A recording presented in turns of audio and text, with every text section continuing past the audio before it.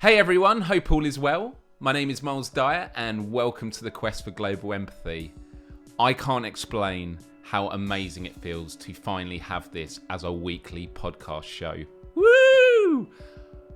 It is all thanks to you, the supporters, whether you listen to this show on Spotify, Apple Podcasts, Google Podcasts, wherever you get your podcasts from, and clicking that subscribe follow button, or watching on YouTube, or becoming a Patreon at patreon.com/Myles Dyer.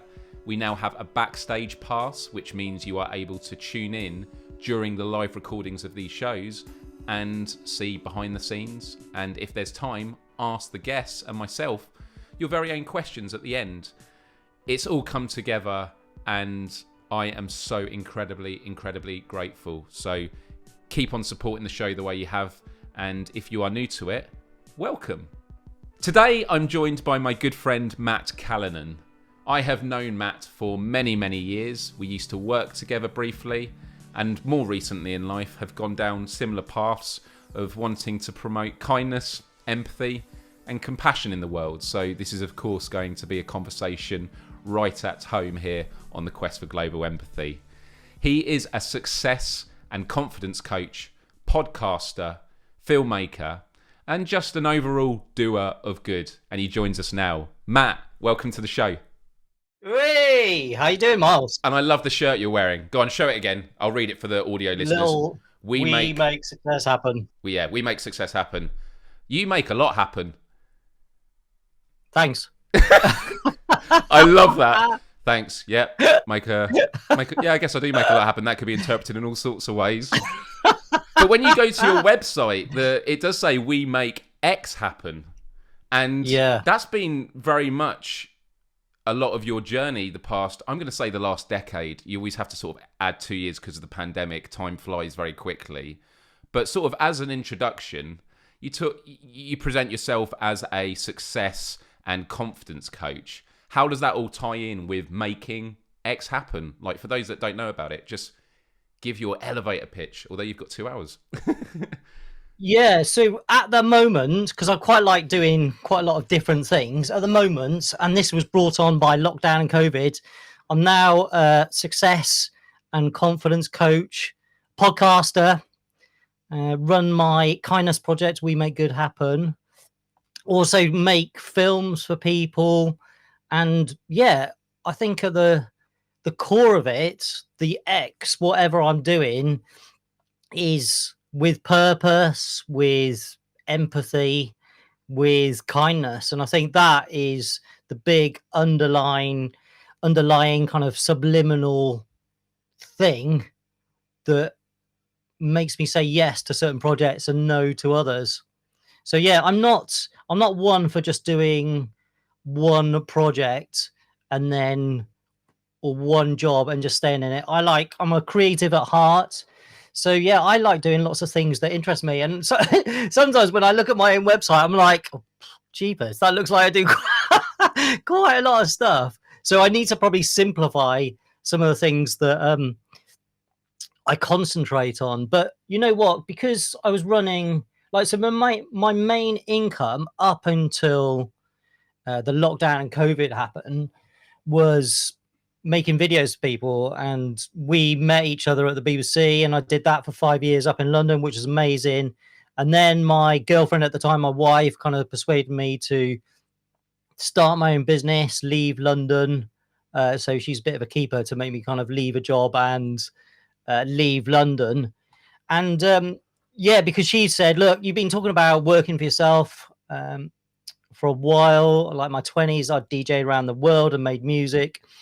So yeah, I got to a point where I started making films for other people. And yeah, it's great. I've been on an amazing journey, met some amazing people, made some good films, toured all around the world again as a cameraman and director, which was great. But it got to a point where I was starting to do some films kind of for good and tell people stories, which I think is really important. But then, you have to do these commercial type films to keep the business going. And yeah, when lockdown happened, like 95% of my work just stopped. Wow. Yeah. And at that point, it was like panic, I guess, setting in, especially when you're sort of paying wages and stuff like that. But actually, and this is quite down to my wife, we were kind of sort of chatting, and you got to that point and you're thinking, right, this isn't changing, nothing's happening here. We might be stuck in this for a while. I'm very good, kind of glad I did, because I think sometimes people can get stuck and just stay stuck through fear, or they think something's gonna happen. And she was just like, well, what are you good at? What do you really enjoy doing? And I'd already started my kindness project, and I knew at that point that I knew that I liked helping people. I've been mentoring people for ages. I trained as a coach 4 years ago, but not really kind of done anything. I'd always been involved in personal development since my dad gave me a Tony Robbins book when I was age 13. And I've probably read over about, as you can see, I'm a lover of books. So I've probably read over like 500 personal development books over my lifetime. And she just said, look, and she's been a coach for like 10, 15 years. She said, why don't you start? And what does she coach? Some of your skills. So she coaches mainly female entrepreneurs. Okay. She started off as a kind of music teacher and voice coach. And actually, I think it was while she was voice coaching, she realized you can sort out the voice, but actually when you're performing, a lot of it comes down to confidence, and their own beliefs. And so she's been doing that for ages, and she's very good at working with female entrepreneurs. And so, yeah, she just said to me, look, why don't you just use your skills and start coaching people and helping people through? And yeah, I've been doing that properly now even though I've been doing it softly in sort of the background and helping people and not really charging since lockdown. So it's been 18 months now of actually charging people and helping people that are stuck, that are a bit lost, that need direction. And I think I was doing this little graphic the other day. I basically help people see their own kind of true potential and the world of opportunities. Because I think sometimes without either accountability or someone to kind of show you that there's a different path. And also, I think loads of us have these limiting beliefs that keep us stuck or moving backwards almost. And yeah, so now I'm a master coach, a master hypnotist, and I'm quite good at removing people's limiting beliefs and instilling confidence. And I've got all these kind of tools and techniques and tricks to get people into their flow state, to remove those limiting blocks, to see potential, and to get them moving forwards towards the goal that they actually want, rather than sort of zigzagging, and following someone else's pathway. So yeah, I'm really glad, because now on a daily basis, I'm potentially changing people's lives, which as a filmmaker, maybe once a month you were creating a film that would, change someone's pathway or do something free for a charity or a community project. So now it's really kind of fulfilling. So this feels like a really good part of my next chapter in sort of using those skills and helping people see their true potential and become successful and confident and live the lives that they actually want to live. So yeah, it's really exciting at the moment. Man, Matt, I mean, we talk, from time to time, and I always love the work that you do, and I'm really proud of the journey that you've gone on. As you mentioned, we used to work at the BBC, which I'm going to say was about 13 years ago or something like that. Yeah, so I reckon so, yeah. Yeah, so my first job coming out of university, I wanted to be a therapist or a counsellor, and it was when my YouTube was taking off, and BBC had an internal panel event with Robert Llewellyn presenting, and I was interviewed about some of the charity work I did with the 24-hour Stick Aid event that was annual. And during the panel, there was a joke about he asked me about, how does it affect my job prospects, and I said how in my CV I would link to my YouTube videos to demonstrate my skills. And Robert Llewellyn went, and have you got a job yet? And I went, no, not yet. And everyone laughed like, yeah, they're probably, Yeah. what is this guy doing putting URLs in his written stuff?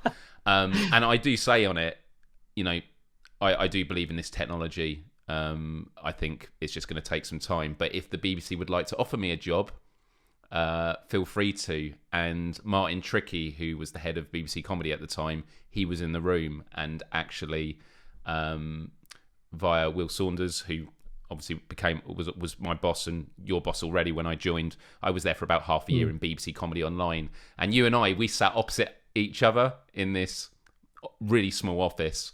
And what was your role at the time? Because mine was like audience acquisition. It was helping build content and sort of making them much more digital focused with the content they were making and bringing audiences to it. Yeah, so I was assistant content producer. So I was taking, I think we were working with like lots of kind of stuff that was going out on BBC Three, or like testing ground basically for comedy that might then go on to be commissioned for BBC Three and BBC One and BBC Two and all that kind of stuff. So yeah, I mean, I think I was there for either 2 years or 1 or 2 years in comedy. But yeah, it's great because because I think me and you, we would be sending each other funny stuff and funny clips, wasn't it? Yeah. And just making each other laugh. Yeah. We'd have headphones on, and then in this small room, we'd just start bursting out laughing and sing. Which I think by some people was frowned upon, which is quite ironic for the comedy department. Well, I remember I got in trouble because I was just out of uni. I was very much a free spirit because of my time on YouTube, where I was my own boss. And the interesting thing about BBC Comedy was, for online, you know, the BBC has its own rules of, you know, this is license payers' money. It has to be well spent, and we can't be too outrageous. Whereas I came from a YouTube world where you're against, you know, young people that are in their bedrooms or just DIYing comedy stuff, where they don't have to get stuff going through compliance, and so they have a competitive advantage of creative freedom. And I remember some examples of stuff that got wasn't allowed through compliance. There was one sketch that was done where there was break dancers, and then they were break dancing on like they hit tins of paint and they're spinning on their head, and then when they went away, it was like the face of Jesus. I can't remember the context, but it was just like one thing in this comedy sketch, and I think that was actually said, no, it's that we're not going to allow it because of, you know, X, Y, and Z. But where I got in trouble was there a show called Bellamy's People? That we worked on? Yeah. And so they did an online only series, and the commissioner of that show came into our office, obviously, so I'm very senior, and I'd just been working on the online series, and I just said, absolutely love this online series, is really, really funny. And I said, and actually, I think it's even better than the main show. I said something along those lines. And she was like, oh, thanks. Like, she took offense straight away, because obviously the main show is the big piece and online is just this side project. And I got told, like B-roll, whatever. Right. Whereas me, I was sort of probably giving them the best bit of feedback ever, which is, I am the online audience. If you're trying to reach out to additional people, it's not saying that the main show is bad. I'm just saying that the online stuff was more appealing to me. And I got pulled aside by the bosses and saying, you shouldn't, you should be more mindful of what you're saying. And I can understand both sides, but looking back in hindsight, it was quite eye-opening. And actually, one of the first tasks I was set with when I joined, and I always mention this when giving talks and that about how much we've gone with online content, was I was given this, like, some comedy clips, and I was asked to just bring audiences to them. So there was like one sketch which was about a vicar or something, and it just wasn't funny at all. And they were kind of like, make it go viral. But obviously what we know about content is the way you make stuff go viral is make stuff that is inherently viral. It's not, you know, traditional marketing. Well, I wouldn't even say that, but the wrong way of thinking of marketing is you've got content, and regardless of what it is, we just need to get it out there. Whereas what it is about is actually creating stuff that will be organically watched, engaged with, and enthusiastically shared by your audience, or else you're just going to be throwing money at it. And so I found that absolutely strange as well. So yeah, we did that about 13 years ago, and then I was only there for half a year. Did we leave at the same time, or were you there a bit after? I think I left a little bit after, but yeah, just thinking about getting in trouble, that reminded me, because I learned my editing skills. My editing skills were fairly okay, but I massively improved with editing and in terms of like comedy timing, because because after work I would be downloading some of the programs from the BBC servers, which you're not really supposed to be doing, and then I'd be cutting them up and putting them up on my own YouTube account, and I did it under this different name, not my own name. And I remember one clip going on the front of YouTube. It was getting thousands and thousands of views, way more than the actual BBC comedy site. And yeah, I think I got in a bit of trouble because I was downloading stuff and it didn't have like the BBC like logo burnt in. But also I was taking the mick out of all these like comedy normal BBC presenters. And that was great. And I think, that I look back on that time because it was just really creative, and the fact that I picked up loads of skills doing this stuff that was kind of frowned upon because I was downloading all the stuff from the back end of the BBC servers. But you know what? One of the things I remember, Myles, I remember seeing you speak at this BBC event, and it must have been in front of like 1,000 or so people. Was that the one with Robert Llewellyn?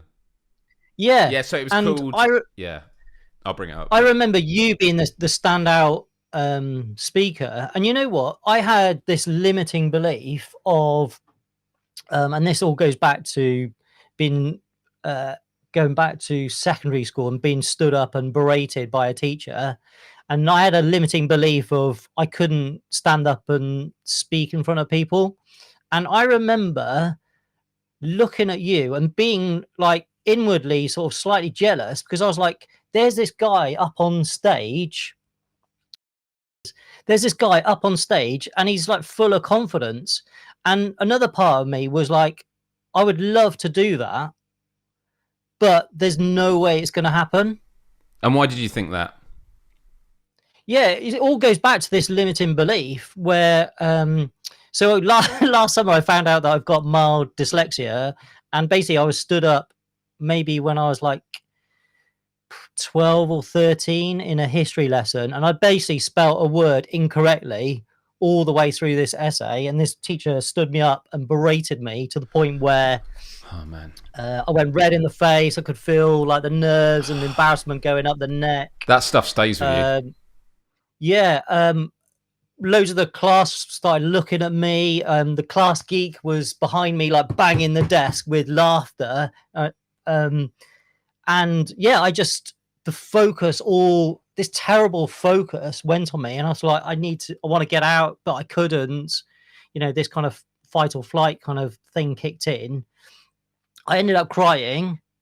And so in my head, I never wanted to get up and speak in front of people ever again.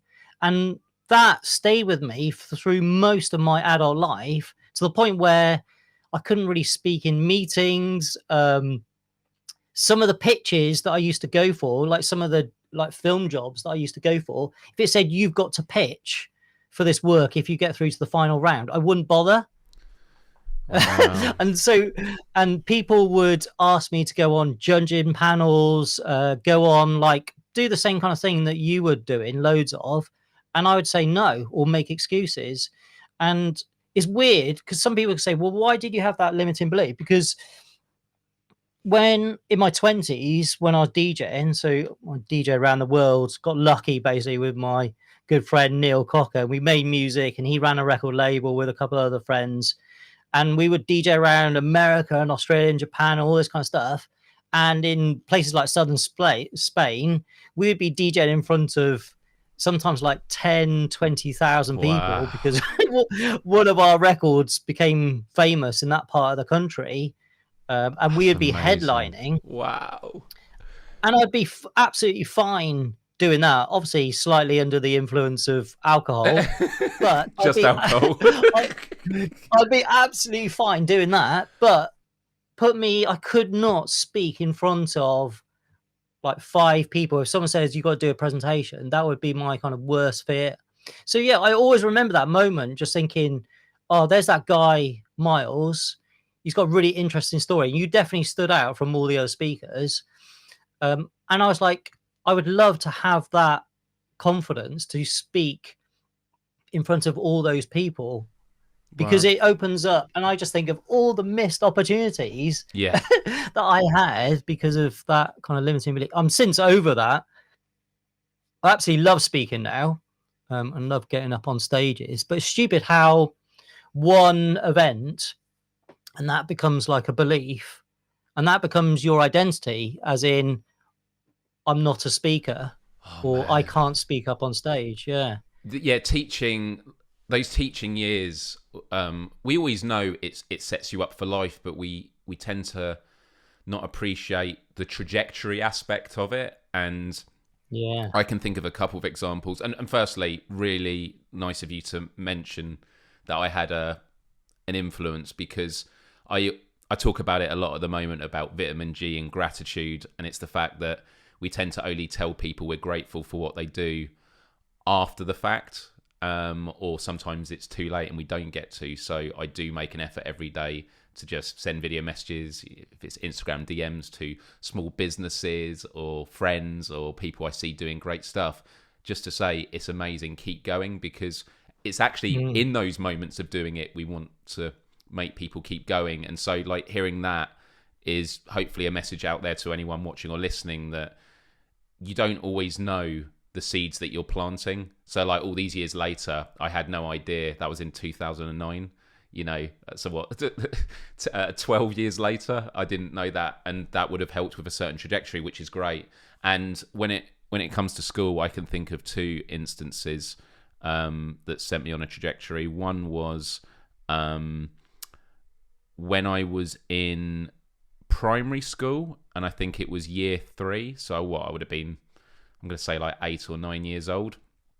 I had a very loud voice. I mean, people know I've got a loud voice now, and take after my mum. She's going to hate me if I say that, but I do. I take after my mum. My mum is someone, and I always make this joke, that whenever she's on the phone to someone, it's as if the further away they live, the louder she speaks, as if they've really got to hear her. So if she's on a call with someone in Australia, she will be, hello!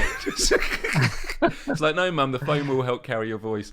But no, I love her dearly. And she, you know, I take after her with projection. But on my first day in this class, again, very young, everyone was chatting. Obviously, I have a very loud voice. Teacher picked on me and put me on a desk by myself facing the wall for the whole year.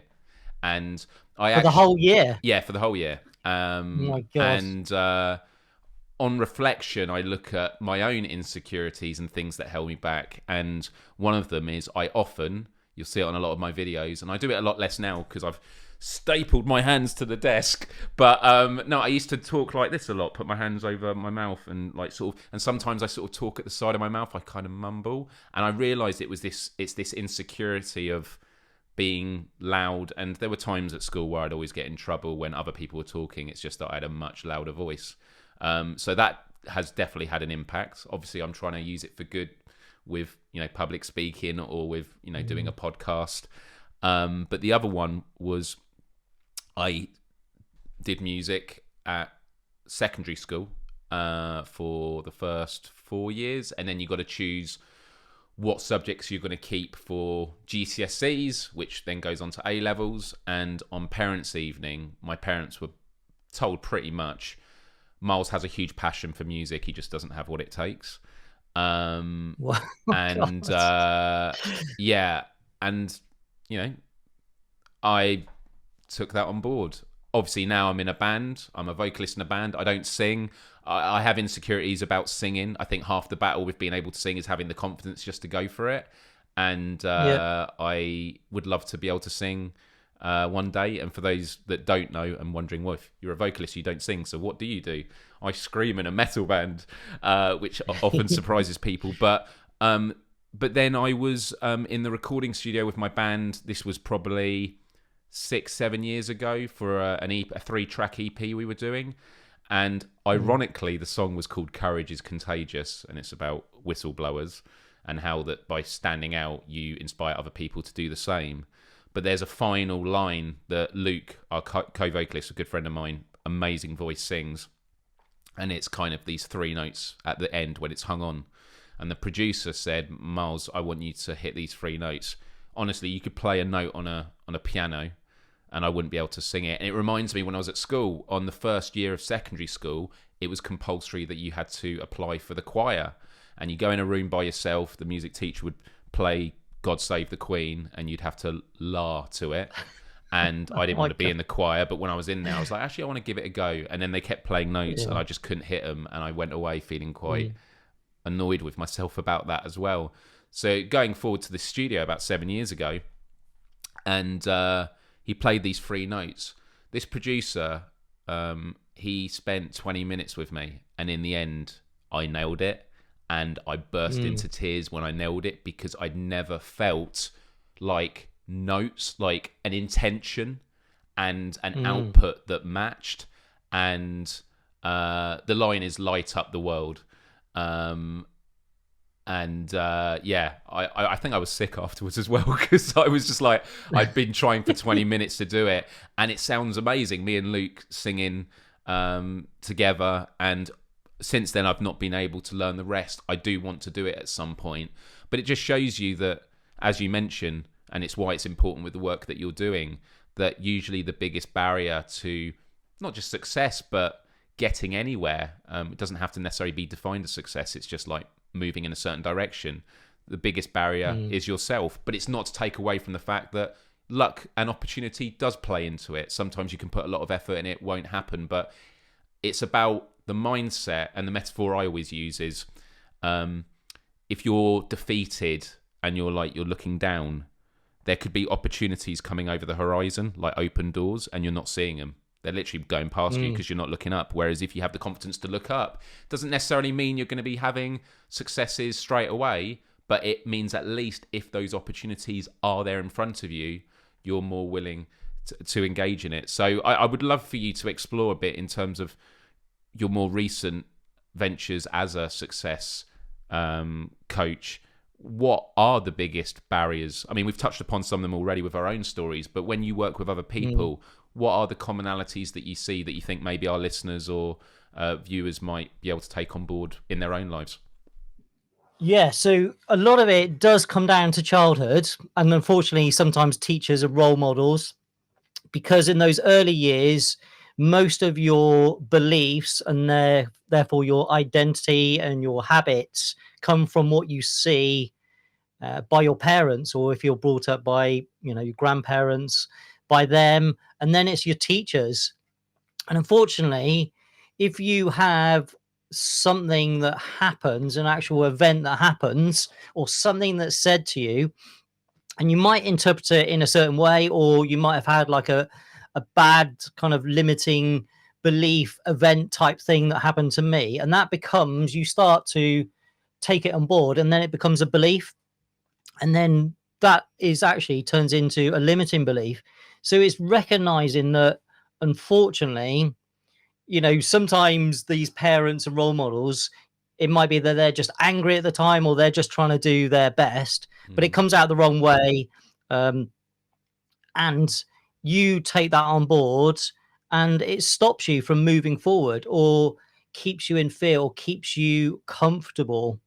And so it's recognizing that, sometimes forgiving them. Like, I had to kind of forgive that teacher for blocking me for all those years from going out on stage and having the confidence to speak in front of others. And it's kind of recognizing that. And then sometimes, and that's why coaching is really kind of valuable, in the fact that they can like take you round over the wall or round those blocks and actually go, look, you were born a totally confident baby. When we think about when you're born, you're always encouraged. Like when you learn to walk, you're like full of confidence. and you're surrounded by people that totally encourage you. Most parents don't go, oh, well, that baby didn't walk, after the first kind of couple of crawls, let's give up on them. Right. They keep on encouraging them until it becomes like a learned behavior, and the same as kind of speaking, same as recognizing symbols and reading and words, and then like sums and numbers.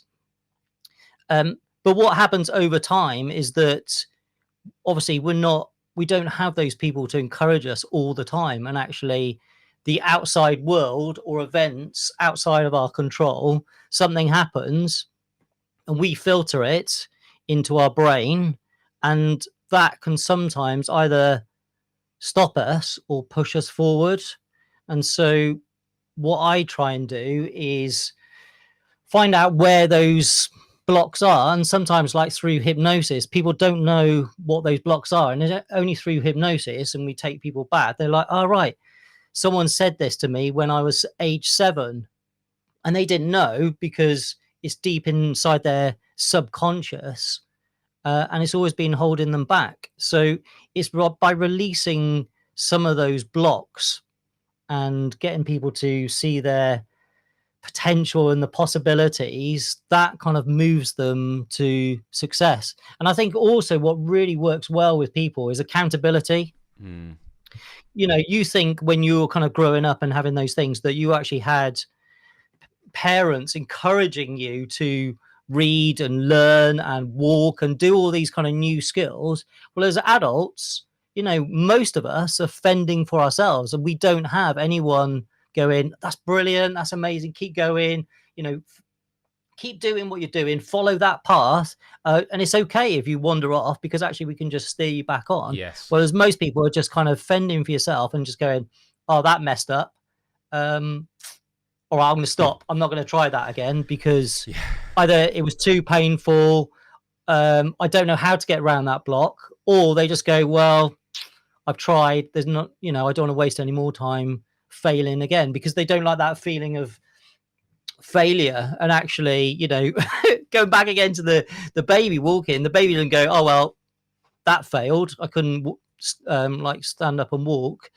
So yeah, it's that adult thing that actually most of us are fending for ourselves. I've got a really good partner, Andrea, and she's really encouraging, and so sometimes you might have that in your partner, or you might have it in your peer group. So yeah, I think accountability is really good for kind of keeping us moving forwards. And sometimes you can be accountable to yourself. Like I'm a really big believer in, have you heard of James Clear and Atomic Habits? I have. A friend of mine has recommended the book, and I haven't got round to. I've got a big pile of books, but it's one that I want to read. It's meant to be incredible. Yeah, definitely worth checking out. And BJ Fogg, like Tiny Habits. I mean, I've got a habit tracker here, which is basically a little kind of tick thing. Okay. So it's basically keeping like you calendar. accountable. It looks like a calendar, but of Yeah, tasks, exactly. is it? But it's really simple.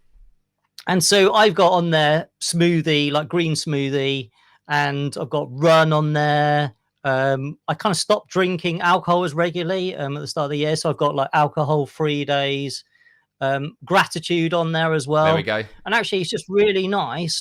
So he kind of says you don't want to break the chain, but actually, I'm a little bit more kind of gentle on myself. And this is what I say to my kind of clients as well, because you don't want to go, right, I'm going to go to the gym 7 days a week, because if you miss one, you think, oh, I've messed up or I failed. And quite often your brain will go, well, I've broken the chain or I've messed up there, so I'm not going to carry on. So I'm kind of just like under where it says run, I got 3 a week. That's a kind of pretty attainable goal. And actually just seeing it visually up on my wall, just being able to tick something off. There's something really satisfying about doing ticks. And I have so many lists on my desk that I'm holding up now, and I love, and even if I complete something that's not on my sheet, I'll write it down just so I can cross it off. Like there's something that feels good about that. So I'm with you totally. Yeah. And I think once you get stuff into a habit, as in like BJ Fogg with Tiny Habits, he will often say, what's a habit that you've already got in place, as in brushing your teeth? Yes. Right. or making a cup of tea. And he's saying, what is a small thing that you can basically tag on to that habit? So it might be that when you're brushing your teeth, you can just be mentally going through the gratitude list. Like, I'm grateful for my wife, grateful for my son, grateful that I can see, I'm grateful for my life, just having that sense of gratitude. And gratitude is so powerful, and it's totally free. Yeah. But I still have to have a tick here just to remind myself. But yeah, you could be brushing your teeth, or like when you make a cup of tea, put the kettle on, instead of looking at your phone and just wasting 5 minutes, pick up some weights and do some weights or something.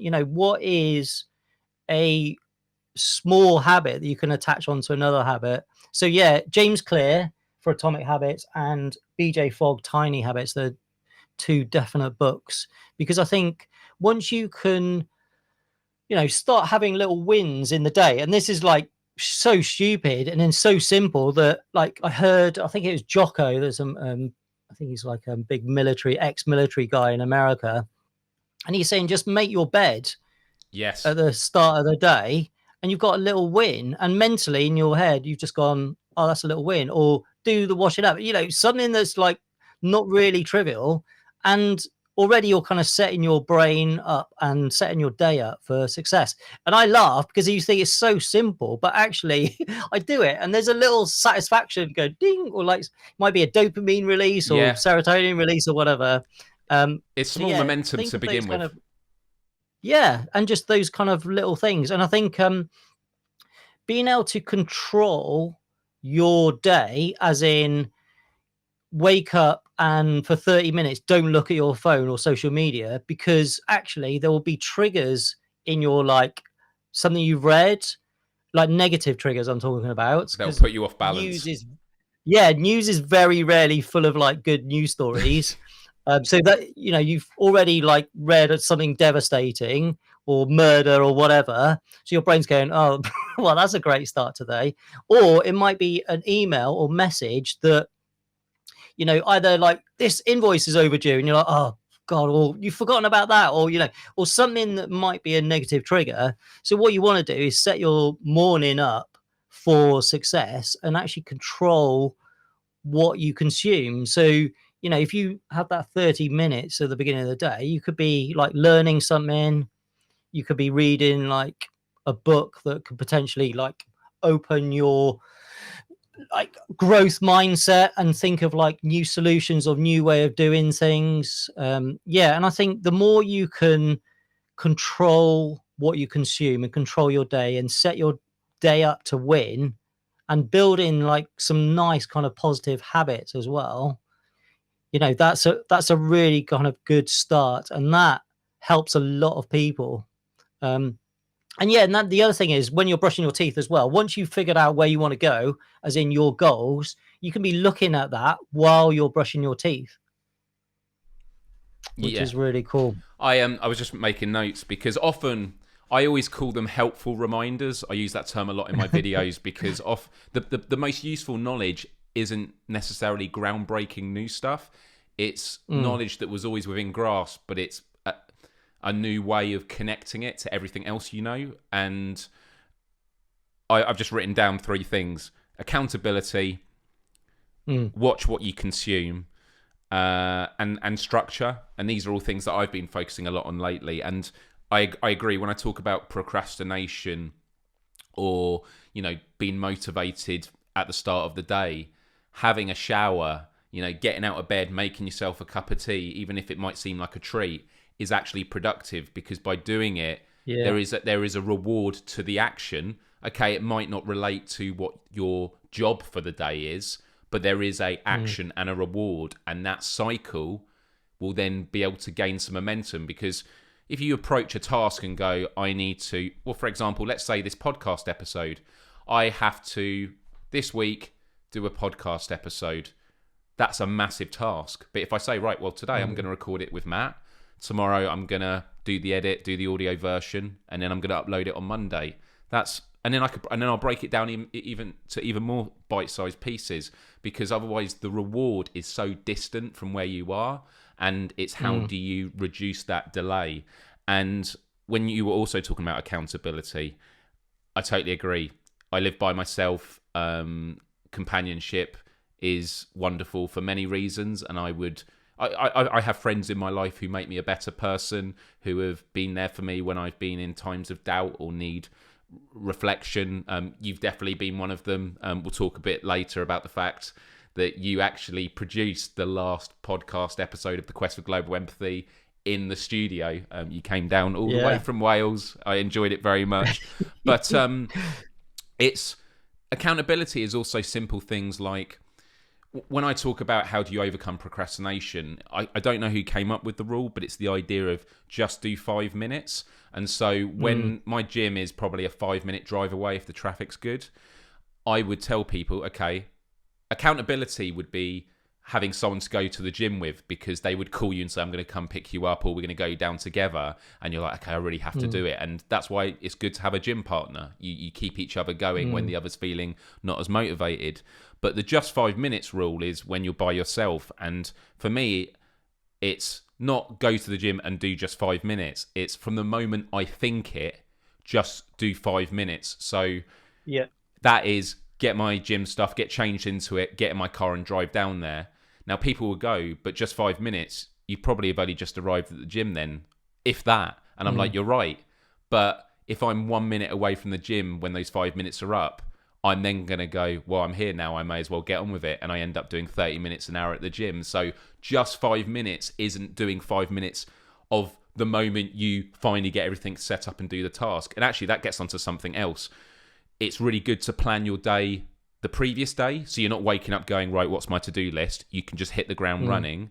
And like for this podcast show, I didn't have nothing set up, so I had to sit down here and set up lights and, you know, make sure the camera is on and plugged in.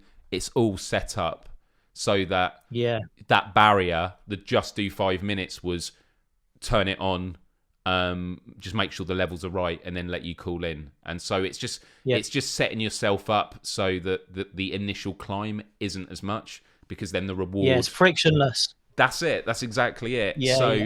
That is all super important. And in terms of going to the gym, my best case scenario throughout my entire adult life would be signing up to a gym. It's the usual story. I'd go maybe 3 times a week for 2 weeks and then not go for months, and then feel guilty about it, associate negativity with going to the gym, doing it from a place of defense, of I'm only doing it so I'm not failing, as opposed to I'm doing it because it makes me feel good. And then before my birthday in February of this year, I invested in an Apple Watch, which I always thought was a gimmick I was never going to really need. And I did a lot of research, as I always do for tech, and I went for it. And I thought, you know what? If I work out every day for 2 weeks, or get into a rhythm of 3 days a week doing exercises to hit these targets of calories and minutes worked out a day, for me, that will be a success. And today, when I hit my target today, and I do say when because I am going to do it, today when I hit my target, it will be my 228th day in a row of hitting a target, which is unthinkable for me. I am the fittest I've been in my adult life. And it's not, I don't go to the gym necessarily. Sometimes it's just going for a long walk. Sometimes it's playing virtual reality gaming. And the way the Apple Watch works is you have like 3 rings on it. So for those that don't know, you got a red one, you got a blue one, and a green one. And the terminology is close your rings every day. And when you first get your watch, you put in all your metrics, your height and stuff like that, and it will give you these 3 targets. So the red one, which is on the outskirts, is called move, and that is how many calories a day you've got to burn. And that can just be walking around, but obviously doing exercise accelerates that. So mine's 650 calories a day. The second ring is green, and it's called exercise, and that is how many minutes of exercise you need to do a day. So that could be going for a walk or doing, fitness routines. And then the third ring is blue, and it's called stand.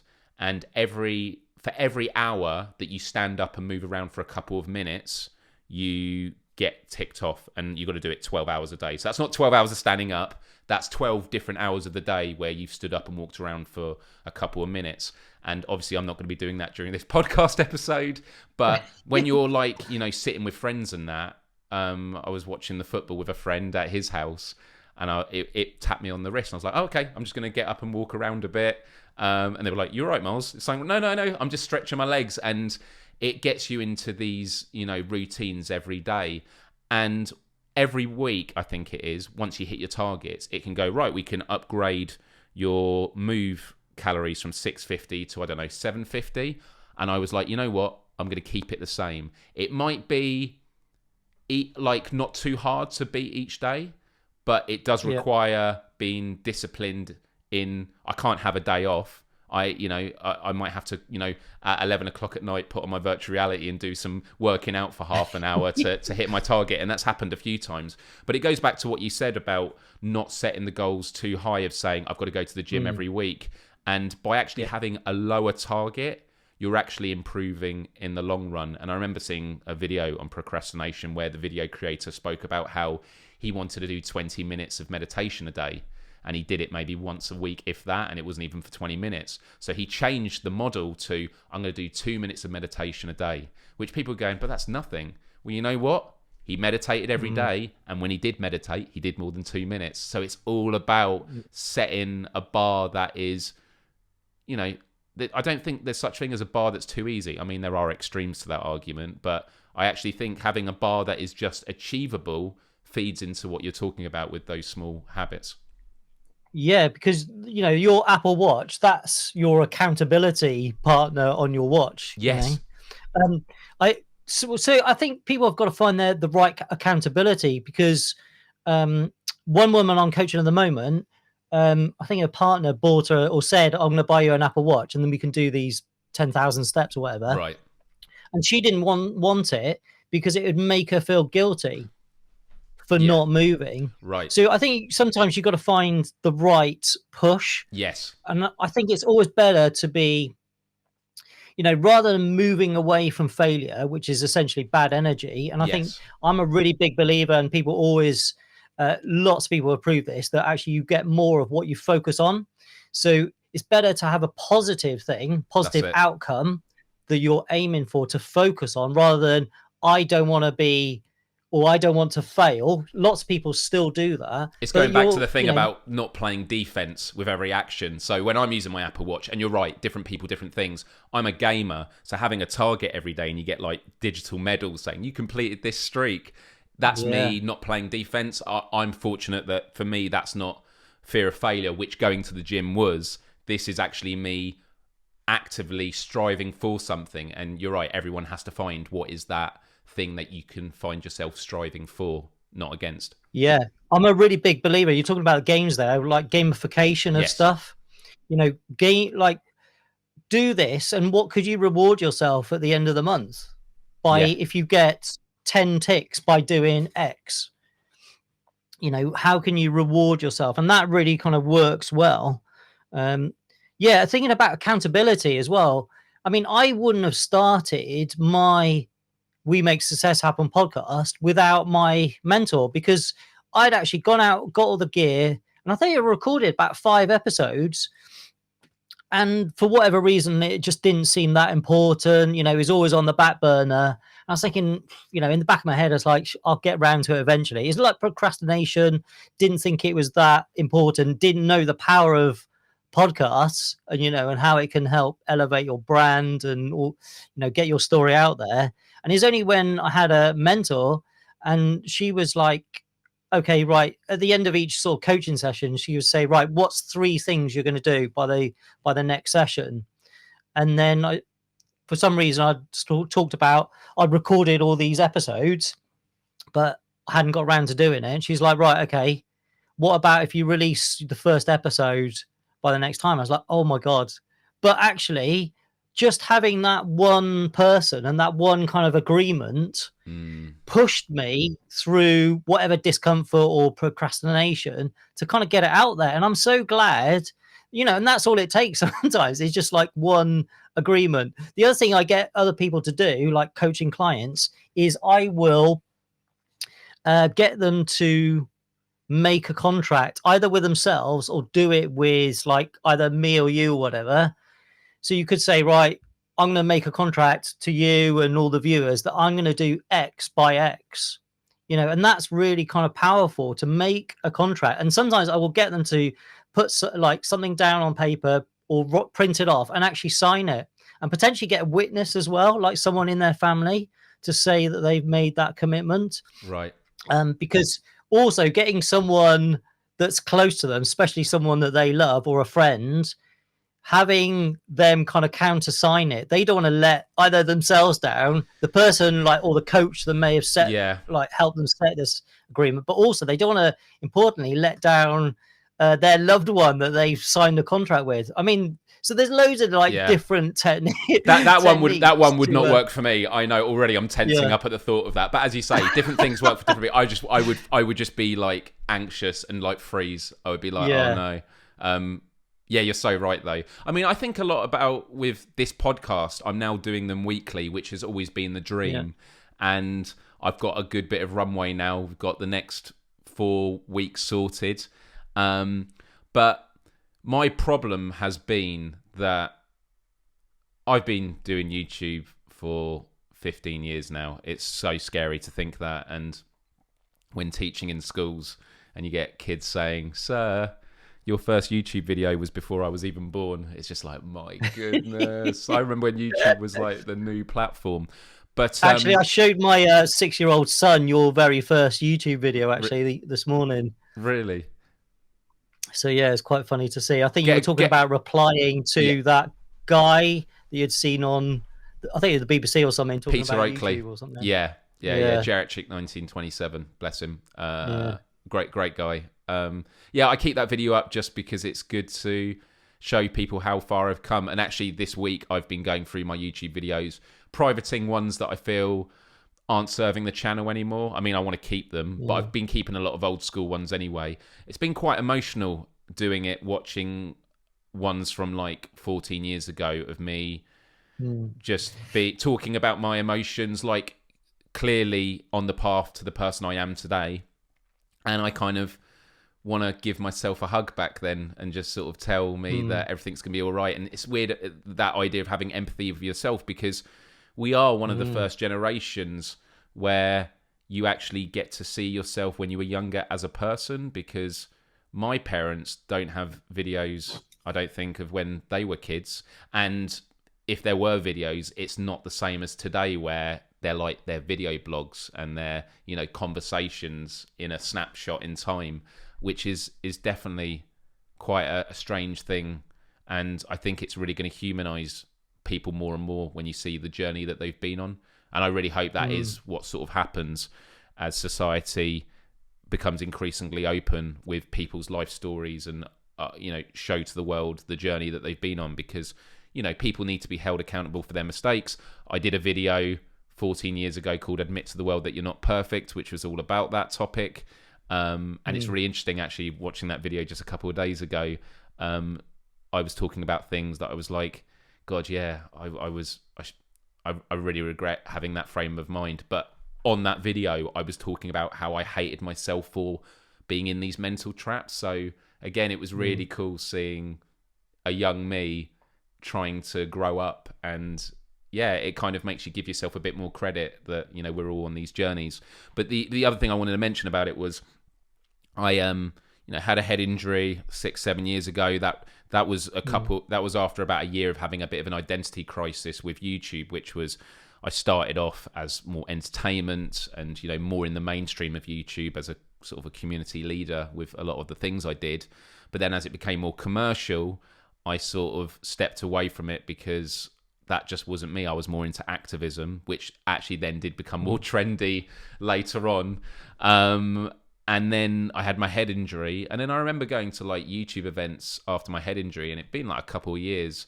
And I saw people that I was friends with in the community, and a couple who I was actually quite good friends with. They were like, I was saying we should catch up soon. And they just said to me, oh yeah, speak to my agent and we'll work something out. And that was really, it was that really hurtful. And it just made me feel that I was like, disposable. But I also understand the fact that the rate of... That's not a great way to treat people, is it? It isn't, but I also appreciate that it's... When it comes to relationships with people in an industry, I think because... I think the trap I fall into myself as a human is often I have more invested in a connection with someone than they might do. So like I'll think about them a lot. I want them to do well. I might buy them a gift of, like a book about compassion and stuff like that, when perhaps they were like, okay, this is a bit weird. Like I didn't think we were that close friends. And it's just that I like to see people do well. And that's how I've always been. And I've always been questioning myself of, am I just a bit of a weirdo? Like I'm definitely different in that way, but I'm constantly in those questions. And so I think in the YouTube community, the way I always explained it was, every year they would have a UK version of VidCon called Summer in the City, and I missed it one year. You're not missing out on 1 year of YouTube, like connecting with people at one place. You're missing out on 2 years because it's the year leading up to it, and then the year to the next one. And a lot could change in 2 years. Whereas in the early days of YouTube, it was a small community. The same people knew each other for the same few years. Whereas now, who's on top, the rate of growth, the different industries people are tapping into, the different trends, it changes on a month by month basis, and it means things are a lot less sticky. And so it was actually one of the reasons why Stickade, the 24-hour live show I used to host every year, sort of came to an end. And I've always wanted to talk about it more openly, but just haven't felt I've had a chance, and I guess this could be one of them. Although I've spoken about it on live streams before. But when I started Stickade, this 24-hour live show for UNICEF, and it wasn't run by UNICEF, it was just done via the Just Giving website. Started in my bedroom at university. I did it on my laptop on a webcam. It was a very boring, uneventful show, but I just took challenges from people that came into the chat room. And it was good fun. And 30,000 people tuned in. This was in 2006, and it raised about $500. But then year on year, I built it up. And what I would do is every hour, I would take a 5-minute break, and I would get a YouTuber from around the world to do a 5-minute break video, which was amazing. And it just built year on year. And I think it was in 2011, 2012, there was one at Ravensbourne College, which is opposite the O2 in London. And it was done in this TV studio. Really great production value, and it was seen by millions of people. It raised a lot of money, and it was amazing. And then it got so big that I wasn't able to do it it used to be a hobby. It was getting to a point where if I was to do it, I'd have to do it as a job, and I was never able to sort of justify that. And so there was like a couple of years break, and then I finally managed to get another one to happen. But it was like a lot of money went into it. And I noticed a switch in the way a lot of YouTubers behaved. And this isn't a criticism of individuals. This is just how the culture changed. In the early days when YouTubers got involved in Stickade, and by the way, this is not a generalization. Like this doesn't apply to everyone. So I just want to be absolutely clear about it. But in the early days, everyone rolled up their sleeves and were like, how can I help make this happen? Like anything you need, Myles, we can do it. Whereas when I did the final Stickade, the producer said that I shouldn't host the full 24 hours. I should just come on and introduce each of the guests, which kind of went against the ethos of Stickade, which was I am literally on camera for 24 hours and you're staying up with me, and I've got guests coming on to help keep me going. But I was like, let's try it.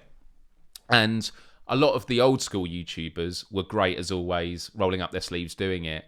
But I could see that, especially having worked at a YouTube network where it was about getting sponsorship deals for YouTubers and stuff, there was this culture where, and again, it's not a criticism, it's just the way it was, where YouTubers would go to an event, they'd have agents, and it was no longer about like, I'm going to roll up my sleeves, how do we make it work? It was like, Stickade is this established brand now, they've got everything sorted, I just need to turn up and do my bit.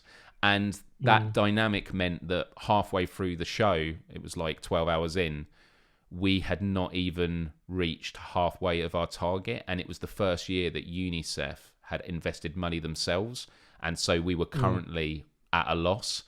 And while I'm sort of running this show, and like I had to put my own money in to make it work because there were some issues with some of the management of over expenditure on stuff, it was a very stressful thing. And it got to a point where I was like, I would have loved to have just pulled the plug on this show before it happened. Like, I don't think this is going to work, but it was like, no, we've got to go for it. And we did it, and then halfway through, I did this like baseball coach talk from the movies of like, right guys, everyone get round. I was like, and I told them my story. I told them like, this is how Stick Aid started. This is how we got to where we are. And so if we work together, we can really make it work. And at that point, I then said, look, and I sort of believed in myself. I said, look, I'm going to now host with all the co-hosts for these 2-hour stints, but I'm always going to be on screen. And in the end, we turned it around. We raised more than was invested. For me, it was still a profit, but it wasn't enough to call it a success. And I became incredibly depressed after that because it felt like a failure. And I felt it would have ended on a high if I'd stopped at the previous Stick Aid. And it really fed into that identity crisis. Ironically, during that live show, that event, at the end of the 24 hours, if I'd raised X amount of money, I offered to have my hair shaved off. So I did. And I remember walking around outside thinking, wow, I've really forgot how much defense your hair gives you. And then it was months later that I had my head injury at work, and it was just this weird omen. So having this sort of identity crisis about what's my place in community, am I even successful anymore? Maybe I've sort of been there and done that. I then had this head injury where everything dissipated. My work stopped, fitness stopped, or what fitness I had, friends I stopped seeing, stopped making videos. And so since then, the last 6-7 years, I've been trying to get back on the horse, and it's been difficult because as you say about accountability, I'm a digital content strategist. I work with massive organizations and individuals with saying, right, this is your intention, this is what you want to do, this is how you do it, and it's great. But taking my own advice, it's really difficult. And so I would start posting on YouTube, and every time I posted on YouTube, I would lose more subscribers than I got. And so I'd be like, right, I've got to change course. When I know 101 of digital strategy is no, you got to stick at it, because although I was losing subscribers, I was still gaining some. And eventually it would get to a point where I gain more than I lose. And so I hit 50,000 subscribers about 7-8 years ago. I'm now at like, I think 46,000, maybe a bit higher. And even now, this video is going to go up. My subscribers are still going down, but it's because it's an old channel of 15 years. And every Wednesday I do a live show on my channel. I get people stopping by saying, oh, hey, Myles, I used to watch you 10 years ago. I've just seen you pop up in my feed. And so at the moment, I'm fighting this inner struggle with myself of insecurity of like, I don't feel it's working, but every week I can see there is this sort of oil tanker turning around. And so doing these weekly podcast episodes, the weekly live shows, it's a big deal for me, not just in terms of succeeding with making content that I want to do, but as a human of, this is like an insecurity and like a 7-8 year insecurity that has really stifled me in a lot of ways. And it goes back to what you were saying earlier about things that you grew up with. I've sort of had this midlife crisis, and I feel really, really good about it. So yeah, that was a bit of a long story, but that's sort of hopefully for anyone. Tell you what, Myles. Yeah, go for it. So I went to this storytelling workshop with this amazing woman called Bobette Buster. She's been on my podcast as well. And she's written a couple of books called Do Story and Do Listen. And she basically works with Pixar and Disney to help them tell better stories. Amazing. And I went on this course, and I'll go further into this. And she basically said, we all have to go through the wilderness. All of us as humans have to go through the wilderness. And you, Myles, have just been through the wilderness where you're lost, you're in the darkness, you might be fearing for your future. Yeah. And slowly you will start to see the light and find your way out. But you won't be the same person as when you went into the wilderness, and you will have learned loads of things. And more than likely, you would have found your true purpose. And I was like, wow, this totally is what's happened to me, because 7 years ago, I burnt out. I was like, that was it. I was traveling all around the world, like filming stuff. I was like working at weekends. I was like putting loads of stress on myself. Part of it was due to the fact that my son was coming along, and suddenly in my head I was like, all right, I've got to bring in loads more money because I'm now going to be a parent. My wife's going to be off. How are we going to bring in money? And stupidly, like, she earns way more than me anyway, so we're absolutely totally fine. And but that kind of, I don't know, being a dad, I've got to be the provider, which is a falsism these days. Like, it's not that kind of setup anymore. And so I just went into this kind of like full-on work mode. I found it quite hard to say no to really exciting opportunities. So I'd be like flying off here, going at volcanoes, going back over to America, doing all this stuff. And my brain just went pop. And I thought, I kind of grew up thinking, I can do all these things and be invincible.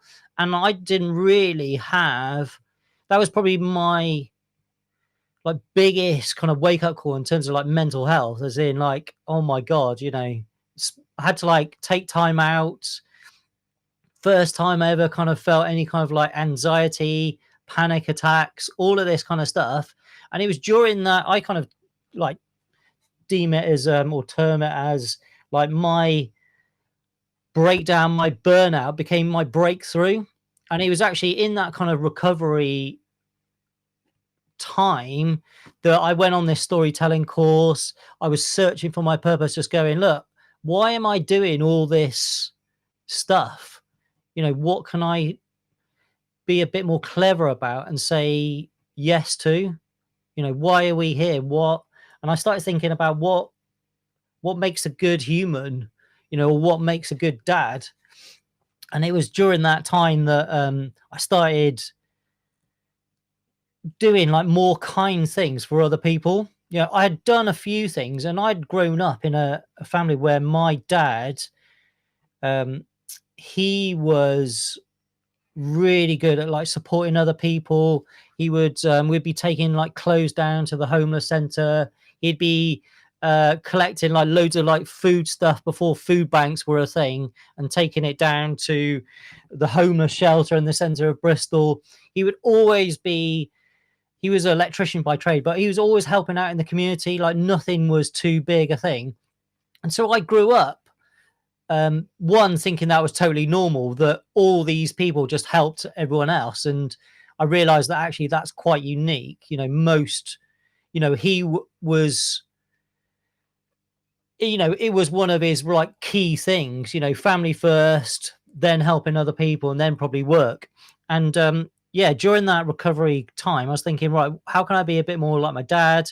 I started doing kind things for other people because I realized, as I kind of went through that kind of depressive period of like thinking, what am I doing here? What's my purpose? Actually, by doing kind things for other people, I could see that just doing these simple acts of kindness, one, lifted me up, like made my energy better, released good chemicals in my brain and my body, but also made the other person feel amazing.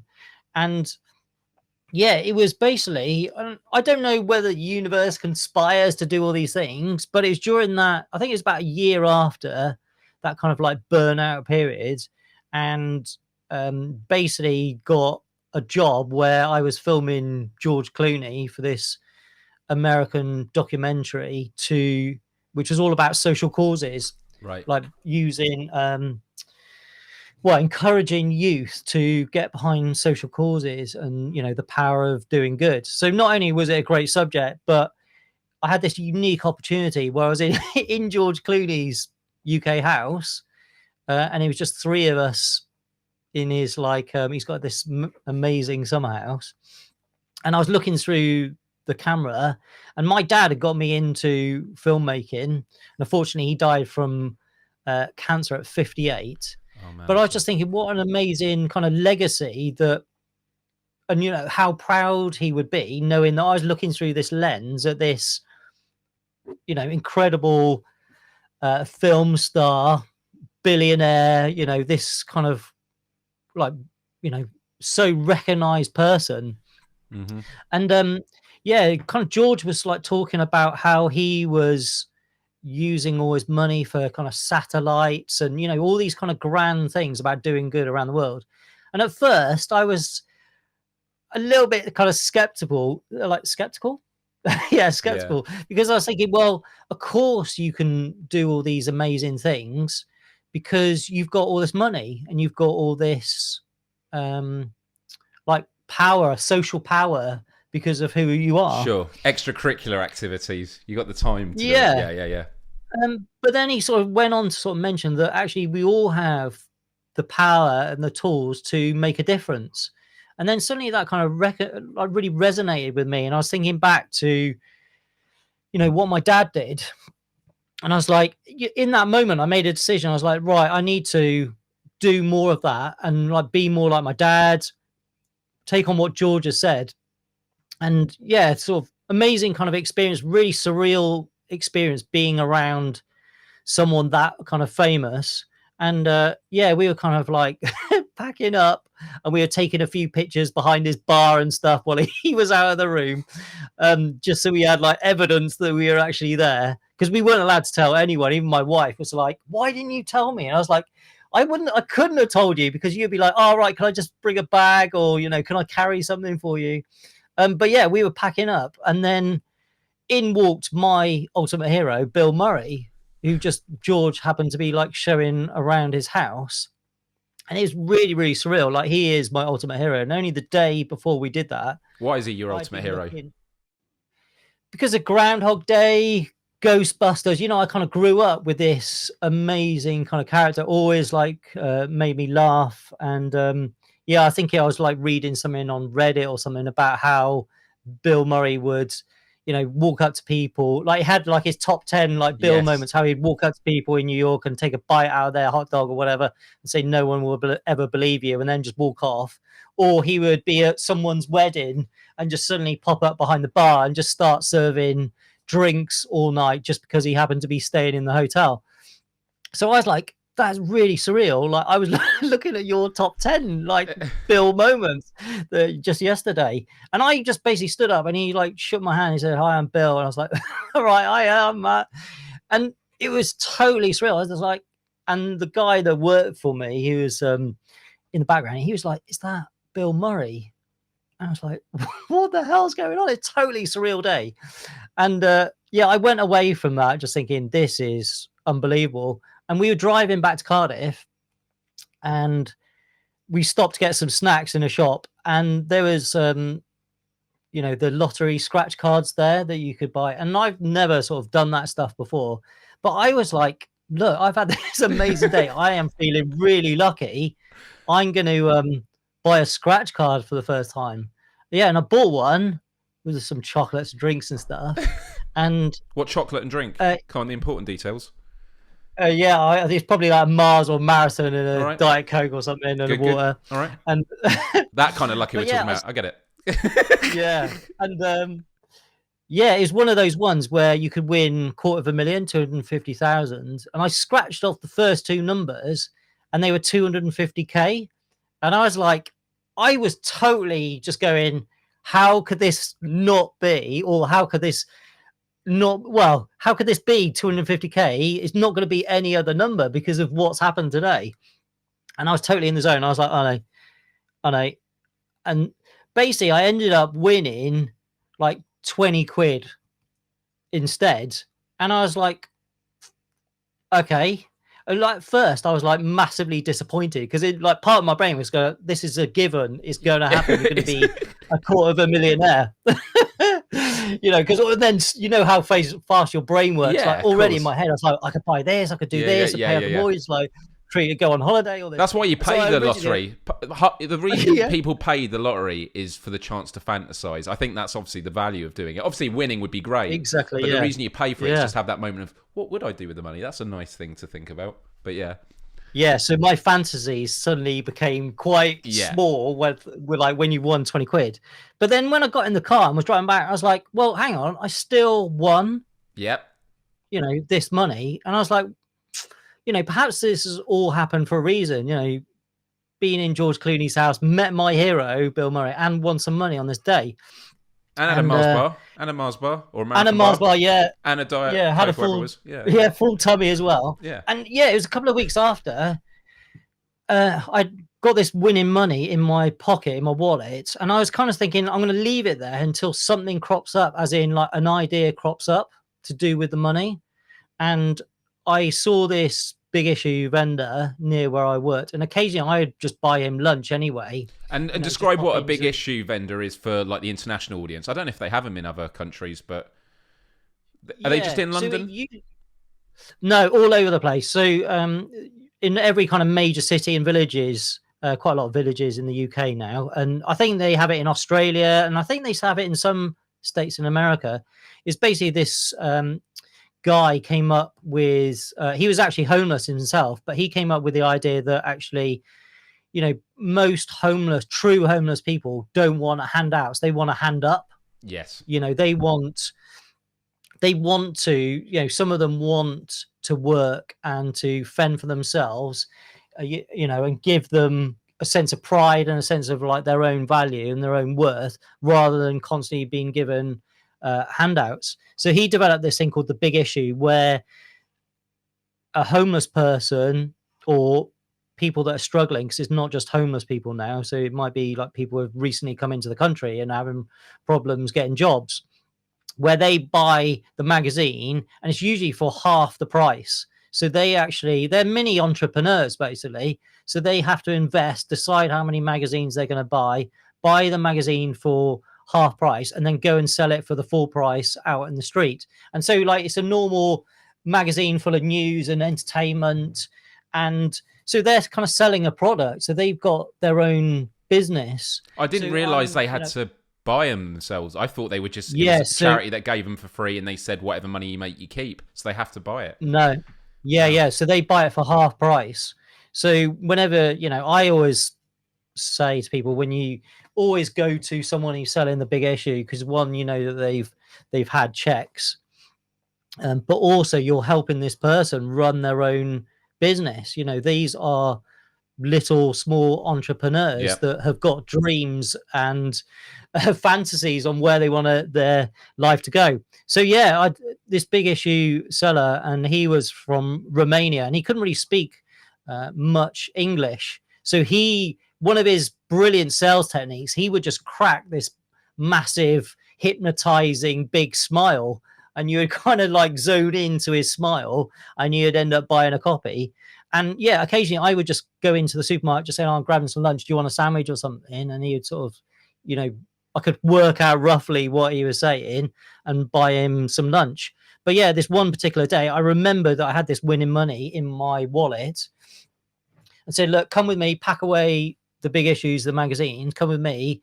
And we went into the supermarket, gave him a basket, and I said, let's fill it up. And at first he was like, what's going on? Really reluctant. And he's like, oh, just one thing, enough. And I said, look, come and fill it up. And we filled it up, and we got some chocolate for his kids and all this kind of stuff. And outside, he just gave me this massive hug and pulled me in tight, gave me a kiss on the cheek, and then tapped his heart and just said, my brother, my brother. And I went away just from that situation, just feeling warm and feeling like I'd done something and really connected with this person. And just by doing a simple act, I potentially made his day or made his week, because we got quite a bit of shopping.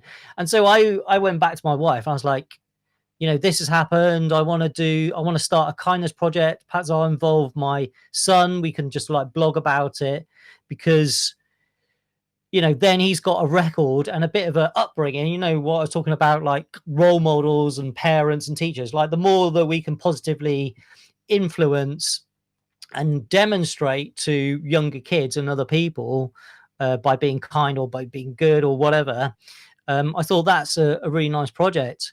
And originally it was just going to be 100 good deeds. And I was just going to blog about it. And my wife, Andrea, she was like, 100, that's way too easy. I could do that in a week. What are you doing?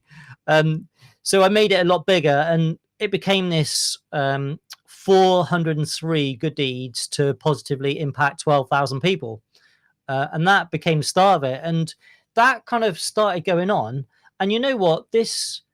I talked about this limiting belief of not being able to speak in front of people or go up on stage, even though I'd had quite a few opportunities to go on presentation courses. And the ironic thing was, I was too fearful to go on the presentation course to get me over the fear. So it just kind of completely stopped. But one thing, I had seen someone put a call out for doing a talk, and they're called like Ignite Talks, and they're for just 5 minutes. And they are, having done like hundreds of talks now, they are one of the hardest talks to ever do, because it's 5 minutes and you use PowerPoint or Keynote or whatever, your slides automatically change. I think it's like every 15 seconds. Wow. Automatically. So if you've ever done a talk, you want to stay in control and control the slides yourself. Yeah. But and loads of people kind of slip up because they fall out of time and then the wrong slide comes up. So it's a really, really hard talk to like nail in a work. Ignite. So I was Ignite. Yeah, they usually run them all over the countries, and I think they'll probably be starting up again now that we're sort of coming back into normality a little bit. But I saw a call out, and someone said, "Oh, someone's dropped out. Does anyone want to do a talk?" And I just thought in my head, I need to get over this fear of getting up on stage and telling my story, because I thought, well, you know, I started this kindness project. There's quite a sort of funny thing with like Clooney and Bill Murray. Oh yeah, someone had tagged me. It wasn't me actually. Someone had tagged me in a post and said, "Why don't you do the talk, Matt?" And I was like, instantly, like that fear rose up. I was like, "No way, I can do that." But then part of me was like, "Yeah, I need to get over this. I need to face my fears." And I couldn't actually get on that. That place had already been filled, and I thought, "Oh, lucky escape! I don't actually have to face my fear." Clearly, wasn't meant to be. Yeah, and then one of the organizers actually mailed me out of the blue and just said, "I love what you've been doing with the kindness project. Do you want to come and speak at this Ignite special?" And I was like, "Well, it's really nice to be asked." And I thought, I can't do my old behavior. And this is the whole thing with like behaviors, is it becomes a routine. It's what we know, it's what we feel safe doing or what we feel comfortable doing. And you know, the old trusted behavior, which is a falsism, is to go, no, make an excuse, because then you stay in that comfort zone. You know, you don't push yourself. And then I just replied, there is another really good technique that I use called the 5-second rule from Mel Robbins. And she basically looked into the science of things. And actually, when you have to make a decision, try and make a decision, a positive decision within the 5 seconds, and then act on it and just do it within 5 seconds, because there'll be part of your brain where the fear kicks in, you know, this irrational. The more you think about it, the more you add on to it of like the reasons you shouldn't do it. Yeah. Okay. Yeah. 5-second rule. Go and check that out from Mel Robbins. I also use it to get up really early in the mornings when I used to get up at 5 a.m. Before your mind clicks into gear going, "Oh, I'm going to stay here. Oh, I don't really need to get up." Go 5, 4, 3, and just jump out of bed. Yeah, man. Yeah. So I kind of use this rule with just replying and saying, "Yeah, I love to." When I actually found out what I'd actually said yes to, it wasn't like the normal venue, which was like a comedy club of a couple of hundred people. I thought, you know, that's pretty daunting in itself. It was actually in front of 1,400 people. So it was one of the big kind of places down here in Cardiff for theatres. And that was like, oh my God. So part of me was like, oh my God, this is a disaster. What have I agreed to? But also part of me was like, right, I've got to get through this. But also I was thinking, how could I make my story even better to tell on stage? And that is what's kickstarted my Tenor for Good idea, because I wanted to get to this because this idea is amazing, and it's so good. So I like in my head, and this is the good thing of like just putting yourself into gear and just going, allow my subconscious or unconscious to think of ideas, just saying, I need this solution. So in my head, I was like, I need something better to talk about, and just allow your mind to, like, because you're not limiting yourself, you just allow the ideas. And all of our brains are really, really clever, and we'll be working away just thinking, I need to find a solution to this.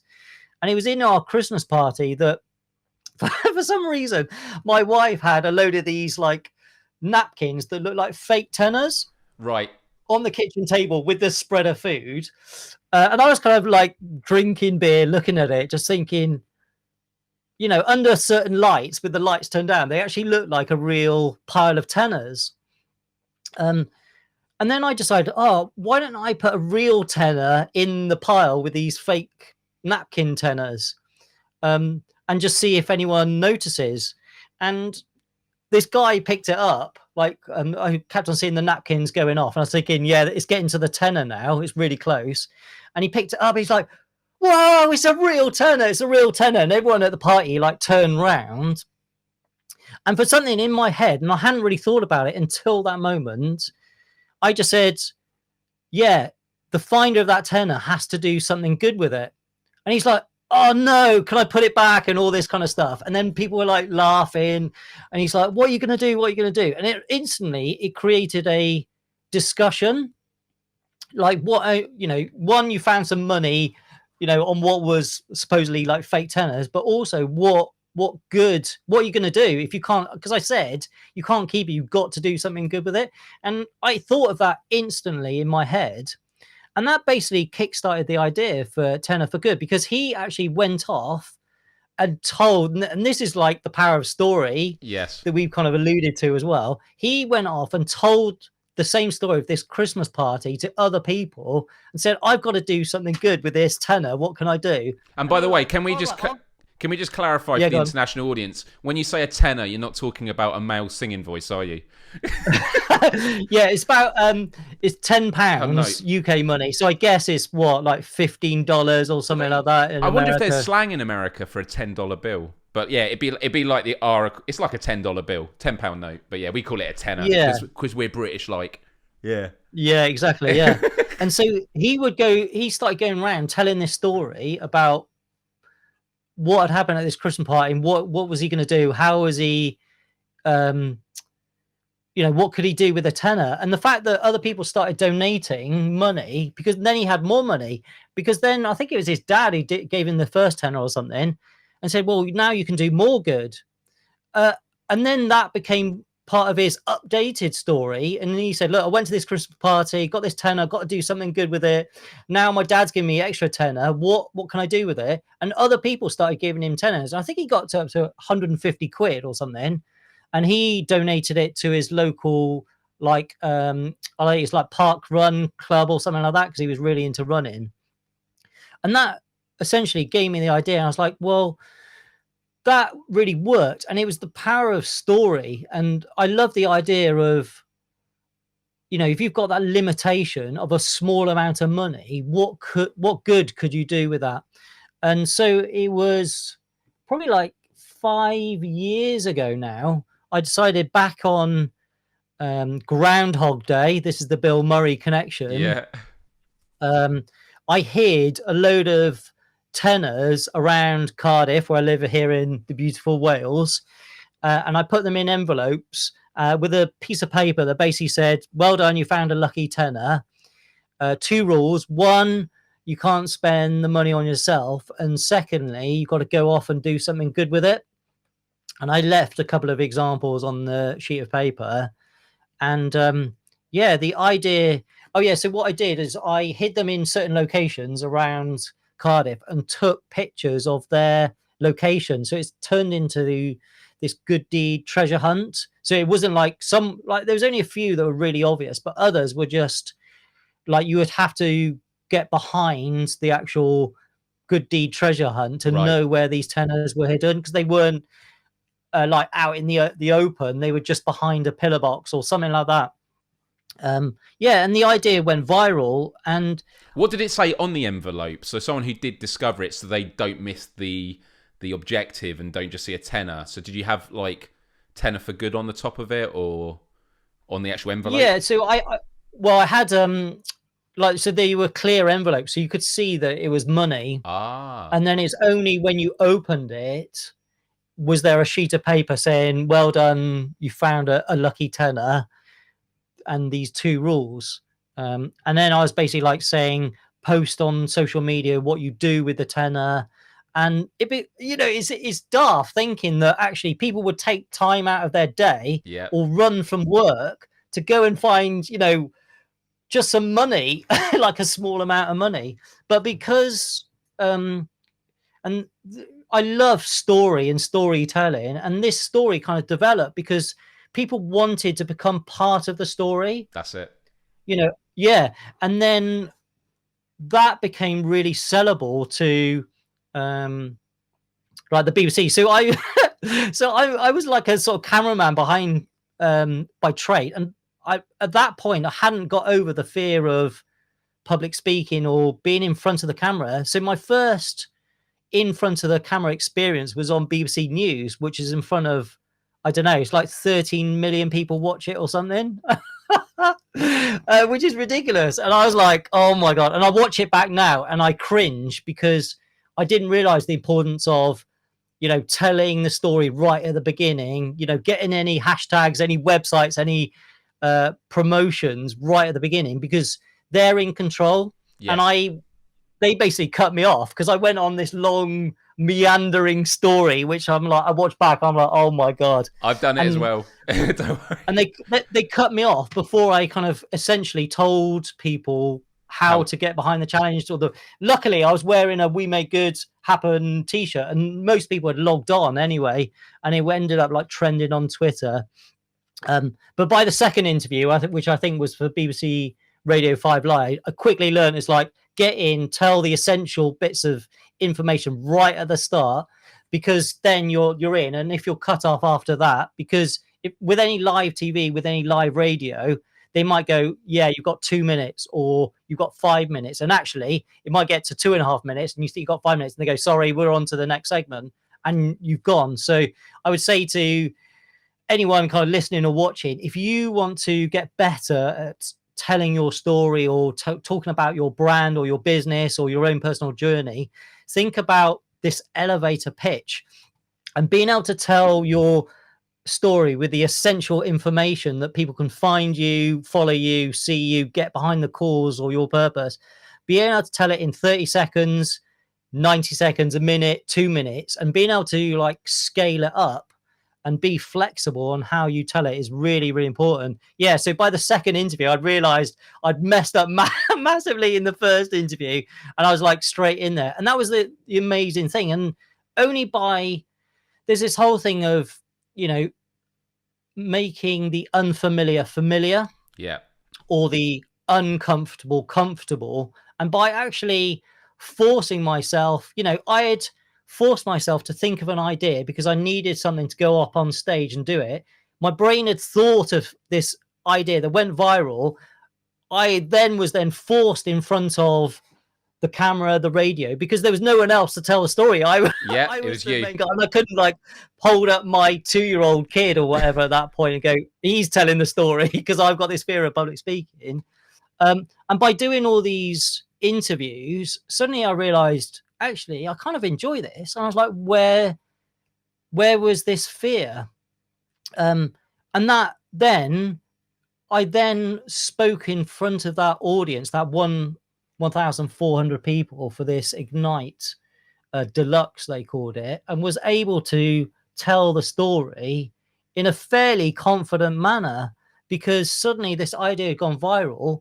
I'd forced myself into this situation where I had to tell the story, and through repetition and becoming familiar with telling my story in a live situation in front of audiences, only then did I go, all right, I've suddenly found the confidence to actually do it. And yeah, I mean, my wife's a voice coach as well, so she helped, and I filmed myself loads of times actually, doing it. So because then you work out what you're doing wrong, what you're doing right, what your quirks are.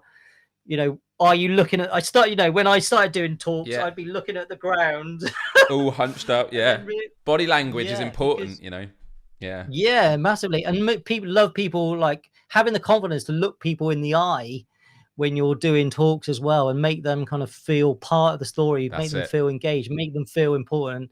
Um, but yeah, so this is what I help people with now, having been through that journey of where, public speaking is like, I'd rather be in the sea eaten by sharks than get up and do a presentation. Well, as people like you, Myles, you probably found it totally easy or a lot easier to get up on stage and talk in front of hundreds or thousands of people. I mean, yes, but I obviously went on my own journey as well. I mean, going back to my Mm. first ever YouTube video, I'm so quiet. I'm kind of mumbling, the kind of like not opening my mouth too much because of those insecurities, hair over my eyes because I didn't like how I looked. Yeah. And I love to show that because of the journey, that this wasn't overnight. But I do think that it is about turning your weaknesses or insecurities as into strengths. So, Mm. touching upon some of the things we've gone through on this podcast, I have always, throughout my entire life, felt like an outcast, an oddball, a bit of an unknown quantity. Where I've spoken about it on previous episodes, where the positive is I can just go into any situation and make friends, connect with people, have conversations. The negative side is Yeah.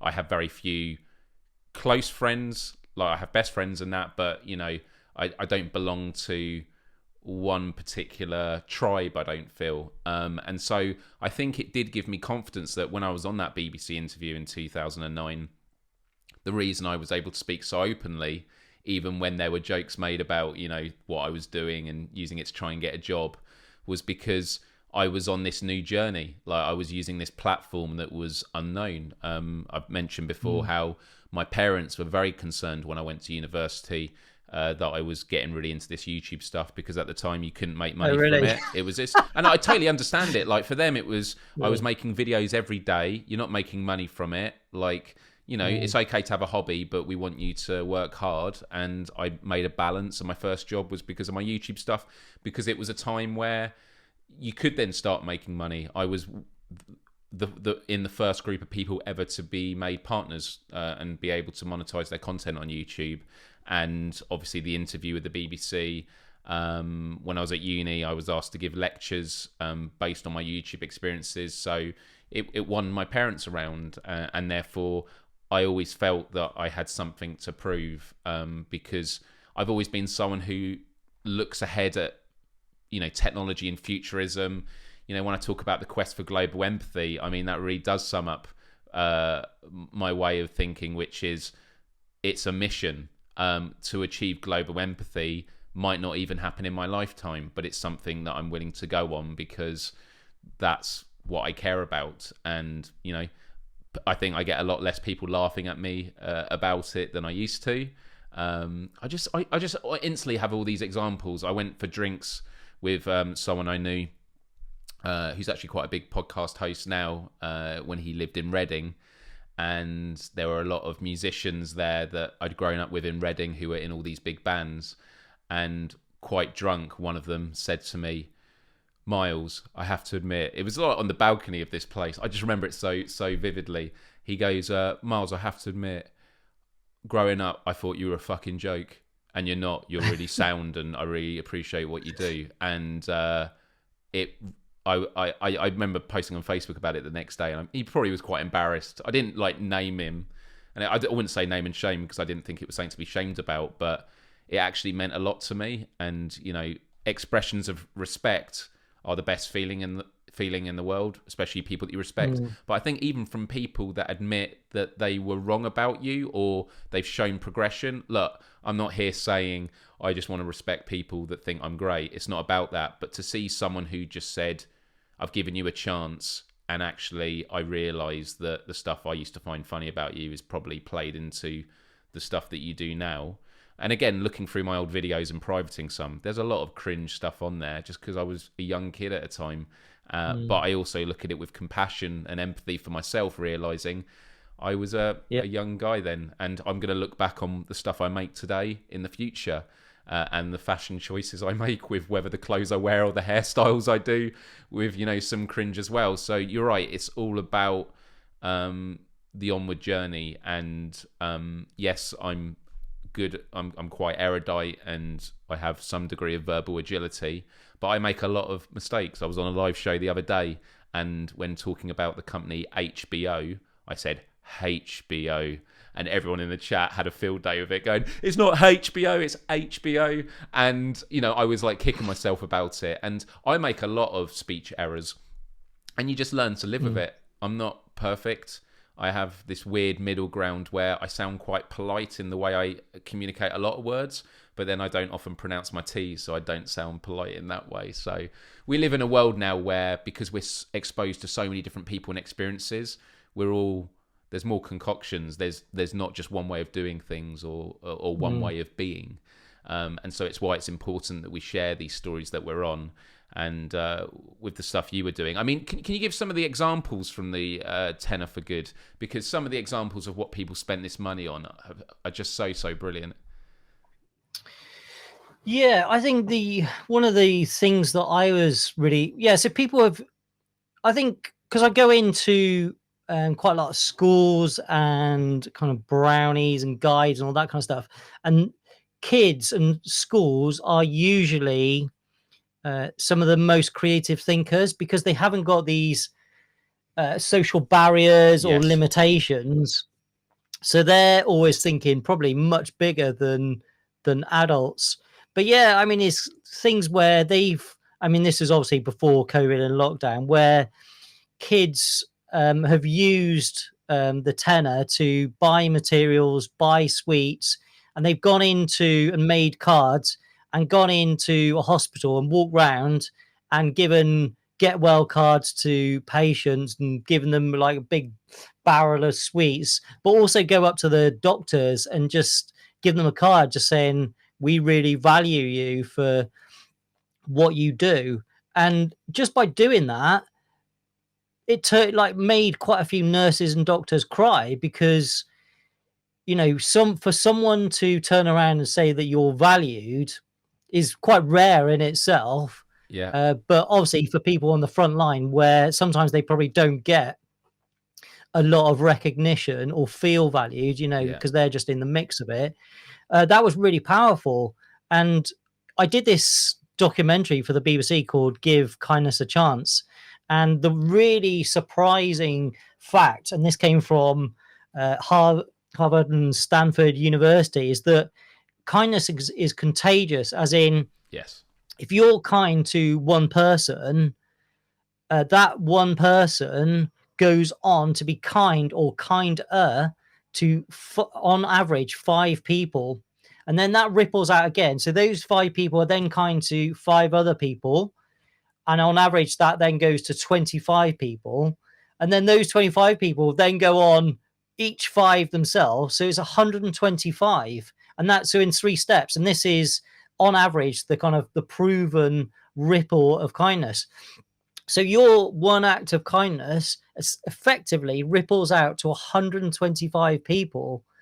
And those are the big scientists that have proven that. And I was like, wow, because when I started like bringing kindness and purpose into my life, I used to joke to people and say like my life feels like it's become Technicolor, as in, I knew what like old Matt was, and it was great to like DJ around the world and stuff like that. But it's only when I've properly stepped into purpose and kindness that actually my life does feel more Technicolor. And I spoke to this professor for this kindness. I said, look, do you think something has actually happened to my body and brain? Is it me making it up? And he goes, no, it could well have happened that your pathways in your brain has been opened up by you doing the kindness only for yourself, but also seeing the reactions of people and how effective it is. And that was kind of mind-blowing to me. So yeah, and that's the science of empathy. Like, empathy is mirror neurons in the brain. Is you literally experience, you simulate what, so when you see someone in pain, you simulate what it must be like, and therefore you do kind of feel it. And it's the same with positivity. And I totally agree with the way that kindness spreads. Unfortunately, in the world, if you're negative to other people, that might make them bitter and therefore enact negativity to others. So there is this real battle of spreading kindness faster than we spread negativity, so we don't have this race to the bottom. Yeah. I mean, the other one that we did, and I always use as an example because it just really stood out, is that because I started doing stuff in public, and when I spoke to the scientists, they were saying actually by you demonstrating or putting pictures or videos up on Facebook or social media of you doing kind acts, and it needs to be authentic, because there's unfortunately quite a few people just rinsing it for views and likes. But if you do it authentically, that ripple effect still applies as if they'd seen it like in person, Right. which I think is really powerful. But yeah, we did this. I heard about this woman, Marjorie, who was in a care home, and she didn't have any family, any immediate family, which I thought was really sad. And I'd heard that people were sending her hundredth birthday cards, and I thought, how could we make this even better? How could we make this more of an experience? And because I'd started doing things in public, people started saying, how could I get involved with this We Make Good Happen thing? And I found it really unsettling when someone introduced me and said, oh, this is Matt. He started this kindness like group, or like kindness revolution. Yeah, I think she said, oh yeah, Matt started this kindness movement. And I was like, what? It was only me and my son. It's like, no. Like, but before you knew it, people wanted to get involved with, like, either like I was helping this food bank that was on the verge of closing down. You know, people wanted to help. So, and that's the thing that I've realized since doing this thing, is that sometimes not everyone feels comfortable being the leader or the person being first to do something. They'd much rather someone else do it and then go, oh, I'm going to follow him or her doing that thing. And that's fine. That's society, you know? Yeah, exactly. Yeah. And so, yeah, I'd started this thing, and I heard about this Marjorie, and I said, let's go and put on a birthday party in the care home for Marjorie, who was turning 100. So, yeah, I think it was about like 25 of us went down. We made, we had singers, dancers, people reading poetry. There were loads of kids there, loads of balloons. And we made it this like really important event, not just for Marjorie, but all the other residents in the care home came out. We had we had 100 candles on the cake, which nearly turned into disaster because of the flames. I never thought like the flames on 100 candles. And I thought, in part of my head, I was like, this would not look good in like either for me, the care home, or if the media got a hold of it. It's like kindness guy burns down care home, you know. Yeah. So yeah, we had to like tame some of the candles. But yeah, we went out and had this kind of big celebration, not only for Marjorie, but we spent time, and all the other people that came with us spent time chatting to the other residents in the care home. And I had people saying in the care home, just saying, this is the best day I've ever had in this care home, because we listened to their story. We listened to... That's so nice. Gave them time, you know, and make them feel loved, make them feel valued, make them feel important, make them feel like part of a celebration. Yeah. You know, and I still got a check that someone's daughter of, I think it is her mum, who was in this care home, just saying how much of an impact that it made on her mum, just this one day, this one event. And she sent me this check for something like 25 quid. And I never cashed it because I just thought this letter and this check was just like a lovely memento to me to show how a simple thing became so significant to this person. And the other brilliant thing was, I thought, right, how can we take it? I'm always thinking, like, how can you make this experience or this event even better for this person? And we actually adopted Marjorie because she had no immediate family. We actually adopted her as our nan. So she became our We Make Good Happen nan. And wow. We would go back and see her, like me and Albie, my son, would go and see her on Mother's Day, you know, at Easter and all this kind of stuff. And yeah, I mean, unfortunately, she's kind of passed away now, but it was just a lovely experience. And that didn't cost. That cost me like about 100 quid. And it was this whole ripple effect. I talked about this one act of kindness ripples out to 125 people. All those 25 people, and all the people in the care home, and the people that worked. You think of like that one idea that I acted on, and then got other people to kind of follow me on, had this massive kind of ripple effect. So yeah, I'm a really, really big believer in one idea can be a game changer, not only for you personally, but for your community, for your neighbor, for your business, but also just thinking it doesn't have to cost. Keep your ideas simple. Sometimes the simplest ideas can have the biggest impact. Yeah, it goes back to what I was mentioning about sending Instagram direct messages and videos to Positivity. Is this small business in the UK that makes these really nice teas. I love it. I love the name Positivity.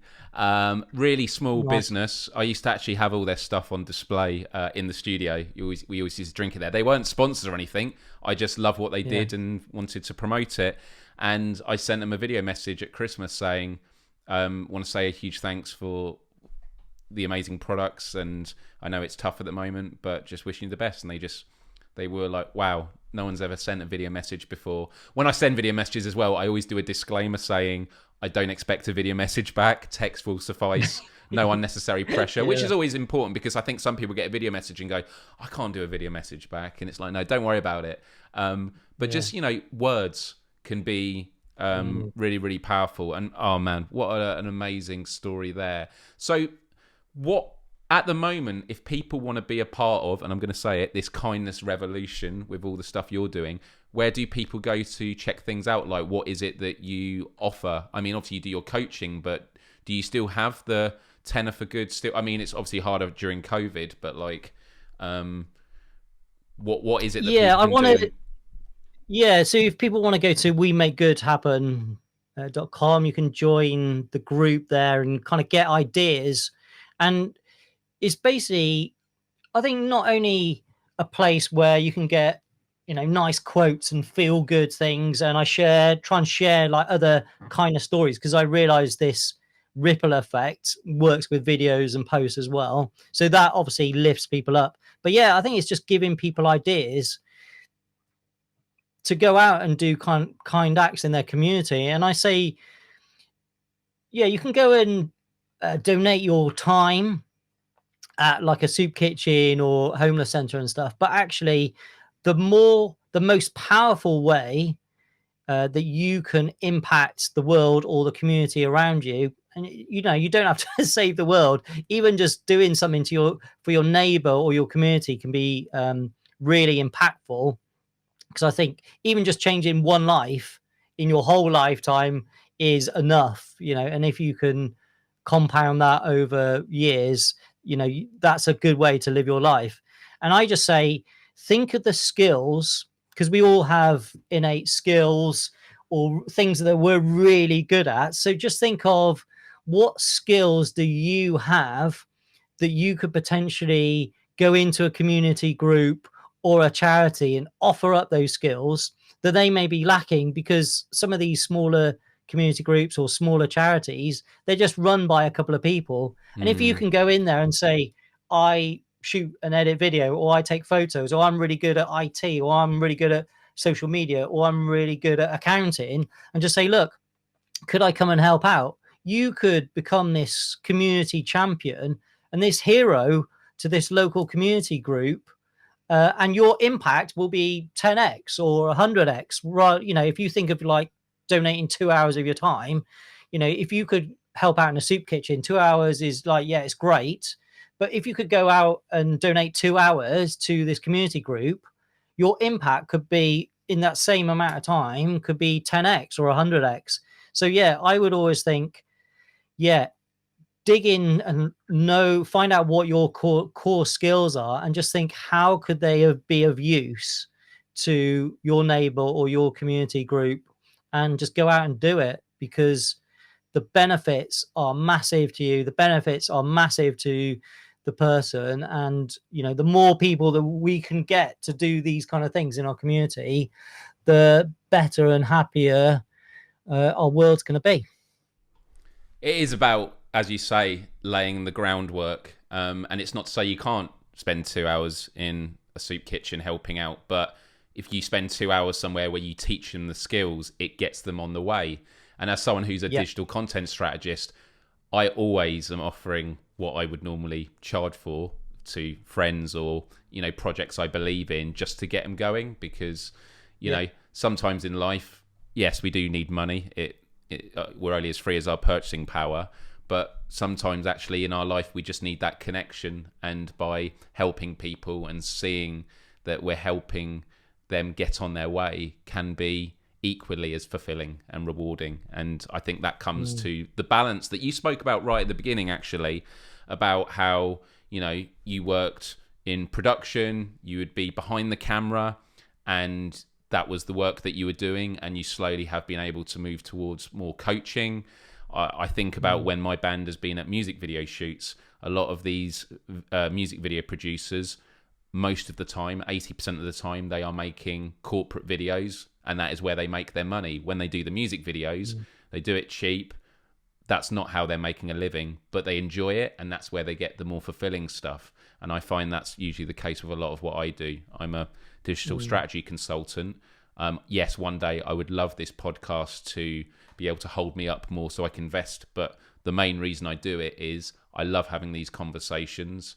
I feel it is moving towards the objective of spreading great ideas, the importance of empathy and compassion, how it is a strong trait to have that we should all feed into the world for all the reasons you gave just now. And it is that fulfilling value that we get from doing those things. Yeah, I was going to say, if you're listening or watching this, do go and support Myles and get behind his Patreon. I signed up today. I know I'd been meaning to do it for a while, and this interview was a little push and reminder to do it, because actually we really need voices like Myles out in the world to help make the world a better place. There are lots of, unfortunately, powerful voices sending us down the wrong path or dividing us, when actually we need informative, engaging, positive, purposeful voices, just like the lovely Myles Dyer here. So do go and support him on Patreon and get behind him, because I think it's vitally important. Because obviously, as you said, lots of these creatives and voices and people telling powerful stories for the right reason are doing it on the side. It's not their main thing. So the more support we can provide, and I'm such a big advocate of becoming champions of others doing good things, because there's massive benefits, not only for you, but for the other person, of being a vocal champion. I think get behind Myles, go and support him on Patreon, and everyone's happy and the world will be a better place. I love you, Matt. And I wanted to say I love you right at the start of it, but I thought, no, I'm going to let him keep going. This is going to make a great promo clip for it. And no doubt it will. But no, that honestly does mean a lot. And I think that, these partnerships, we've known each other for the longest time. And it's great that we've sort of reconnected through this medium. And going back to what I was mentioning about insecurities earlier, that at the moment, I really feel I'm moving around this huge oil tanker. The sort of the viewership of this show is nowhere near what I used to get online, but it will get there. And the reason I want it to get there is so I can then be more of a platform to help amplify more people more. I mean, this is no doubt going to get you out to new people. I do have a very engaged following, but this is what community is about. And the quest for global empathy is, yes, I am the host of the show, but I want it to be a vehicle that we can all get behind. And yes, I woke up this morning. I say this morning, I woke up this afternoon, 100% sleep rating on my sleep cycle app, which I've needed after a very long time. Amazing, and I amazing. saw an email, and Matt became a founding supporter, which means he will be getting a Quest for Global Empathy shirt after his second month, but I'm going to give it to him early just because I love him so much. Nice. But I do want to say that, for people that want to watch the live recordings of these shows, you can do it by becoming a Patreon. The second tier, it's called a backstage pass, and it means that when the show is over, if there is a time with the guests, you can ask questions, and it just means you get to sort of see more behind the scenes, the sort of chat we have before we get on with the show. And it was interesting when you were talking about storytelling, because a little bit of an inside peek for those that aren't Patreons. The intro to my podcasts, I actually record after the podcast. So, this will end, Matt will go on his way, and then I'll go full screen, and then I'll say, hey everyone, welcome to the Quest for Global Empathy. So the intro to this episode that you're seeing hasn't technically happened yet. And I do actually really struggle with those intros. It's the thing I struggle most with the show, because a part of me is like, I want to just get straight to the interview. But another part of me is I need to actually mention how you can support the show, but I don't want it to sound repetitive each time, because if people are flicking through the podcast and every intro sounds the same, then even with the best of intentions, they're going to switch off. So what I'm hopeful for is, because I am now making these podcast shows every week, and again, it's only going to be helped by more people signing up for as little as $1 a month, this will hopefully help with it, because when I was doing it in the studio, I was recording one every couple of months, if that. And so it meant every time I was sat down, a part of me is trying to remember, what did I say last time? And it's a bit more disjointed. So I think this will all definitely play into the flow of it. And Matt, I just always love having conversations with you. I was really excited to have you on. And I always say this, the 2 hours have absolutely flown by, and we will have to work out additional ways for us to collaborate on stuff together.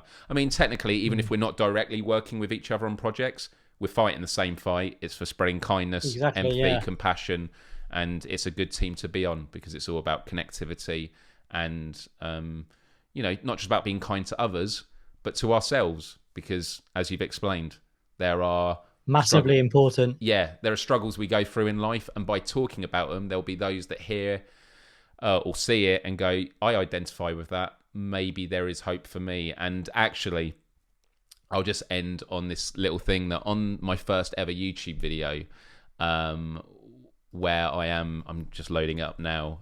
First, I used to call it video blog because they weren't called vlogs back then. That's how old it is. When I did my first ever video, it's coming up on screen now here.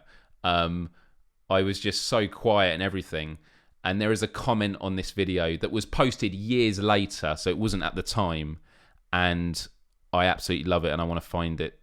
This is it. Chad Wood. This was 9 years ago. Obviously, this was up 15 years ago. He says, I don't think you should carry on with this. It will never take off. Now, as a disclaimer, before anyone goes after Chad Wood, he was a supporter of mine, and he loves what I do. He did that ironically.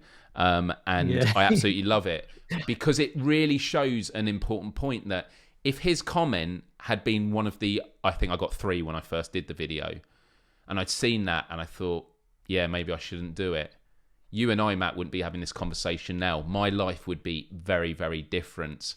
And so I actually love, it's one of my favorite YouTube comments, because it just really shows you about trajectory and opportunity. And thankfully, I was able to push against the grain. And it's not to say you shouldn't take on criticism and shouldn't reflect, but always make sure that when you do, it's with things that are constructive. And I just look at, that was on the 14th of August, 2006, 15 years later, almost to the day. And what a journey it's been. And I get to connect with amazing people like yourself. So I don't know if you have any final thoughts, Matt. I mean, there's always going to be things you wish we'd spoken about on the podcast afterwards, but anything you want to say to people listening in? Yeah, just on that front about you finding this new audience, because that's all you're doing is finding a new audience. But I think the one thing to always remember, you only need one person to have listened to this or watched this and taken away something and potentially change their pathway, even in a small way. And that totally validates the whole thing. That makes it worthwhile. These people that, sometimes we all have these kind of grand ideas and big numbers and big goals. But actually, if you just bring it back to the fact that actually, if you change the pathway of just one person, that is enough. That is enough. You don't need to do any more. Anything else after that is a bonus. That's been the most liberating thing for me the last couple of years, is just to stick with, why do I do this? I do it because I enjoy having these conversations, and anything else is a bonus. And you reminded me, actually, when I was teaching in schools for YouTube's Creates for Change initiative, there was this young girl, 13 or 14, and at the end of the day, everything they learned about with us, they were able to write, poems, or, raps, or do dance. And then in front of the whole year, some of them could go up in front of everyone and present them. And this young girl was asking me in the class, how did you become a social influencer? And I'm one of these people that understand the term. I don't like it because I feel that it kind of makes not an us versus them, but this sense of you're either an influencer or you're not. But we're all influencers socially. We all are. And you hear in corporate world, micro influencers. And again, I know why it's used, because you need to differentiate when you're reaching out to people for business deals. You need to work it out. But I just said to her, you are a social influencer every time you have a conversation. And so she wrote this song, and she went up in front of the class. The paper was shaking her hand. She was so nervous, and she sang with the most amazing voice. And I just remember when she went and sat back down, and I had to leave, I walked past her. I just went up to her and I said, you asked, what is it to be a social influencer? What you did just then was the answer. And it was just in that moment, I could tell that just that exchange hopefully would have given her a trajectory that she'll remember, hopefully for the rest of her life, that she was having influence when she had the whole year captivated on her performance. And it was such a heartwarming experience of firsthand seeing the impact you can have on young people. And we always get lost in the cliches of young people are the future, but that is the launch pad for the rest of your life. But it's not to say that if you do have negative hangovers from your childhood, that they can't be overcome. They won't always be overcome. Sometimes there's some incredibly tough things that need a lot of work. But the examples we've given today with our own experiences, for anyone out there that has things they still want to work on, don't lose hope, because as long as you keep looking for ways to overcome it, sooner or later, it will come about. Yeah, here's a really good, I'll leave you with this really quick exercise, because it made me think of, I did this confidence workshop a couple of years ago for, it was called Girl Guide CEO, where these group of guides who were probably underconfident in various areas were getting them trained in kind of life skills. And I do this with kids through to adults, as in I'll get 2 bits of paper. One bit of paper is my old limiting beliefs or my old story. And basically write out your old limiting beliefs, is as in, I'm not good enough. I can't speak on stage. I can't do this. I'm this. And basically write down all your limiting beliefs. Be really honest with yourself. And then take a new piece of paper and write my new positive beliefs or my new story. And what you want to do is reframe all of those individual limiting beliefs. And there might be 8 to 10 or something. That's kind of a normal number. And you can state a new identity. So it could be, I'm a great speaker. And you may not believe it at that point, but it's something you want to step into. So, but everything has to be framed in a positive way. And you can do this. And what I do with people, like some of my coaching clients, I will say, right, take those old limiting beliefs, and it's your old stories, and there'll be falsisms there. There'll be things that you believe to be true, but are not actually true because of how you've interpreted a situation, or something that said something to you, or a parent may have said something to you, a teacher may have said something, and you've thought it is your identity. That is rubbish. Those aren't your identities. It's just you've thought they are your identity. And what I do is get them to rip it up. And with these group of girl guides, I got them to rip it up, and I had a bucket in the front, and they ripped it up and threw it in there. And I said, look, as you throw it in there, I want you to kind of release those old limiting beliefs, the old story that you kept telling yourself. And that in itself is really, really powerful. And then what I get people to do is, those kind of like boards. I don't know if I've got one here where you could kind of stick letters in, the plastic letters. Right. It's really, really powerful, really simple idea. It's like, I am a great speaker. I am this. I am confident. I am, put some states that you want to believe in. And I do this with my son. My son's got this up on his wall, and he reads them out as well, which was great for when he was learning, because it's like, I am kind. I am strong. I am confident, and what you can then do is tag it on. What we talked about, these little habits, like when you're brushing your teeth, you can look at that, you take a picture of it, these new beliefs, put them out on this board, or you could write it out on a piece of paper. Look at those beliefs every single morning, or when you're brushing your teeth at night, and start the day and end those days with those new beliefs. And it is so, so powerful. And just that simple technique can be life-changing for people. And I remember at the end of this Girl Guide confidence workshop I gave, the girls were there was a queue of girls wanting to sort of say thanks and chat to me and ask me about stuff. And there was a girl right at the back of the queue, very, very thin. And I thought, looking at her, she's probably anorexic and probably got quite a few sort of issues happening. And she waited in line for about half an hour, and she kind of had tears in her eye. And all she said was, I just wanted to say thank you, and walked off. And I just thought, just that one workshop of an hour or 2 hours or whatever it was, potentially may have changed that girl's life. Yeah. And I know it changed other of those girls' lives, because they kept on messaging me saying, this is really powerful. I put this board up where I'm looking at every single day, and now I'm more confident. I'm doing this. I've gone to this opportunity. And you think, wow, just by doing a simple thing of writing your old beliefs out, ripping them up, you can burn them as well, like destroy them because you don't want them, and step into these new beliefs. And you'll be so surprised. It's such a simple technique.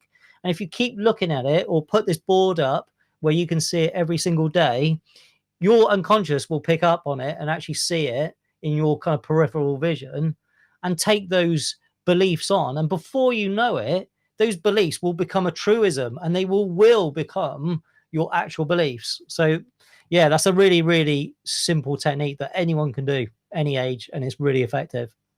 That's a really powerful story to end on, and a good lesson for everyone, including myself. I'm actually thinking of getting a whiteboard to put here, so I can just have some slogans and thoughts to have on there to remind me every day that I come here, just to give you those helpful reminders and those boosts. Listen, Matt, love you dearly, brother, and thank you so much for coming on the Quest for Global Empathy, and we will no doubt speak again soon.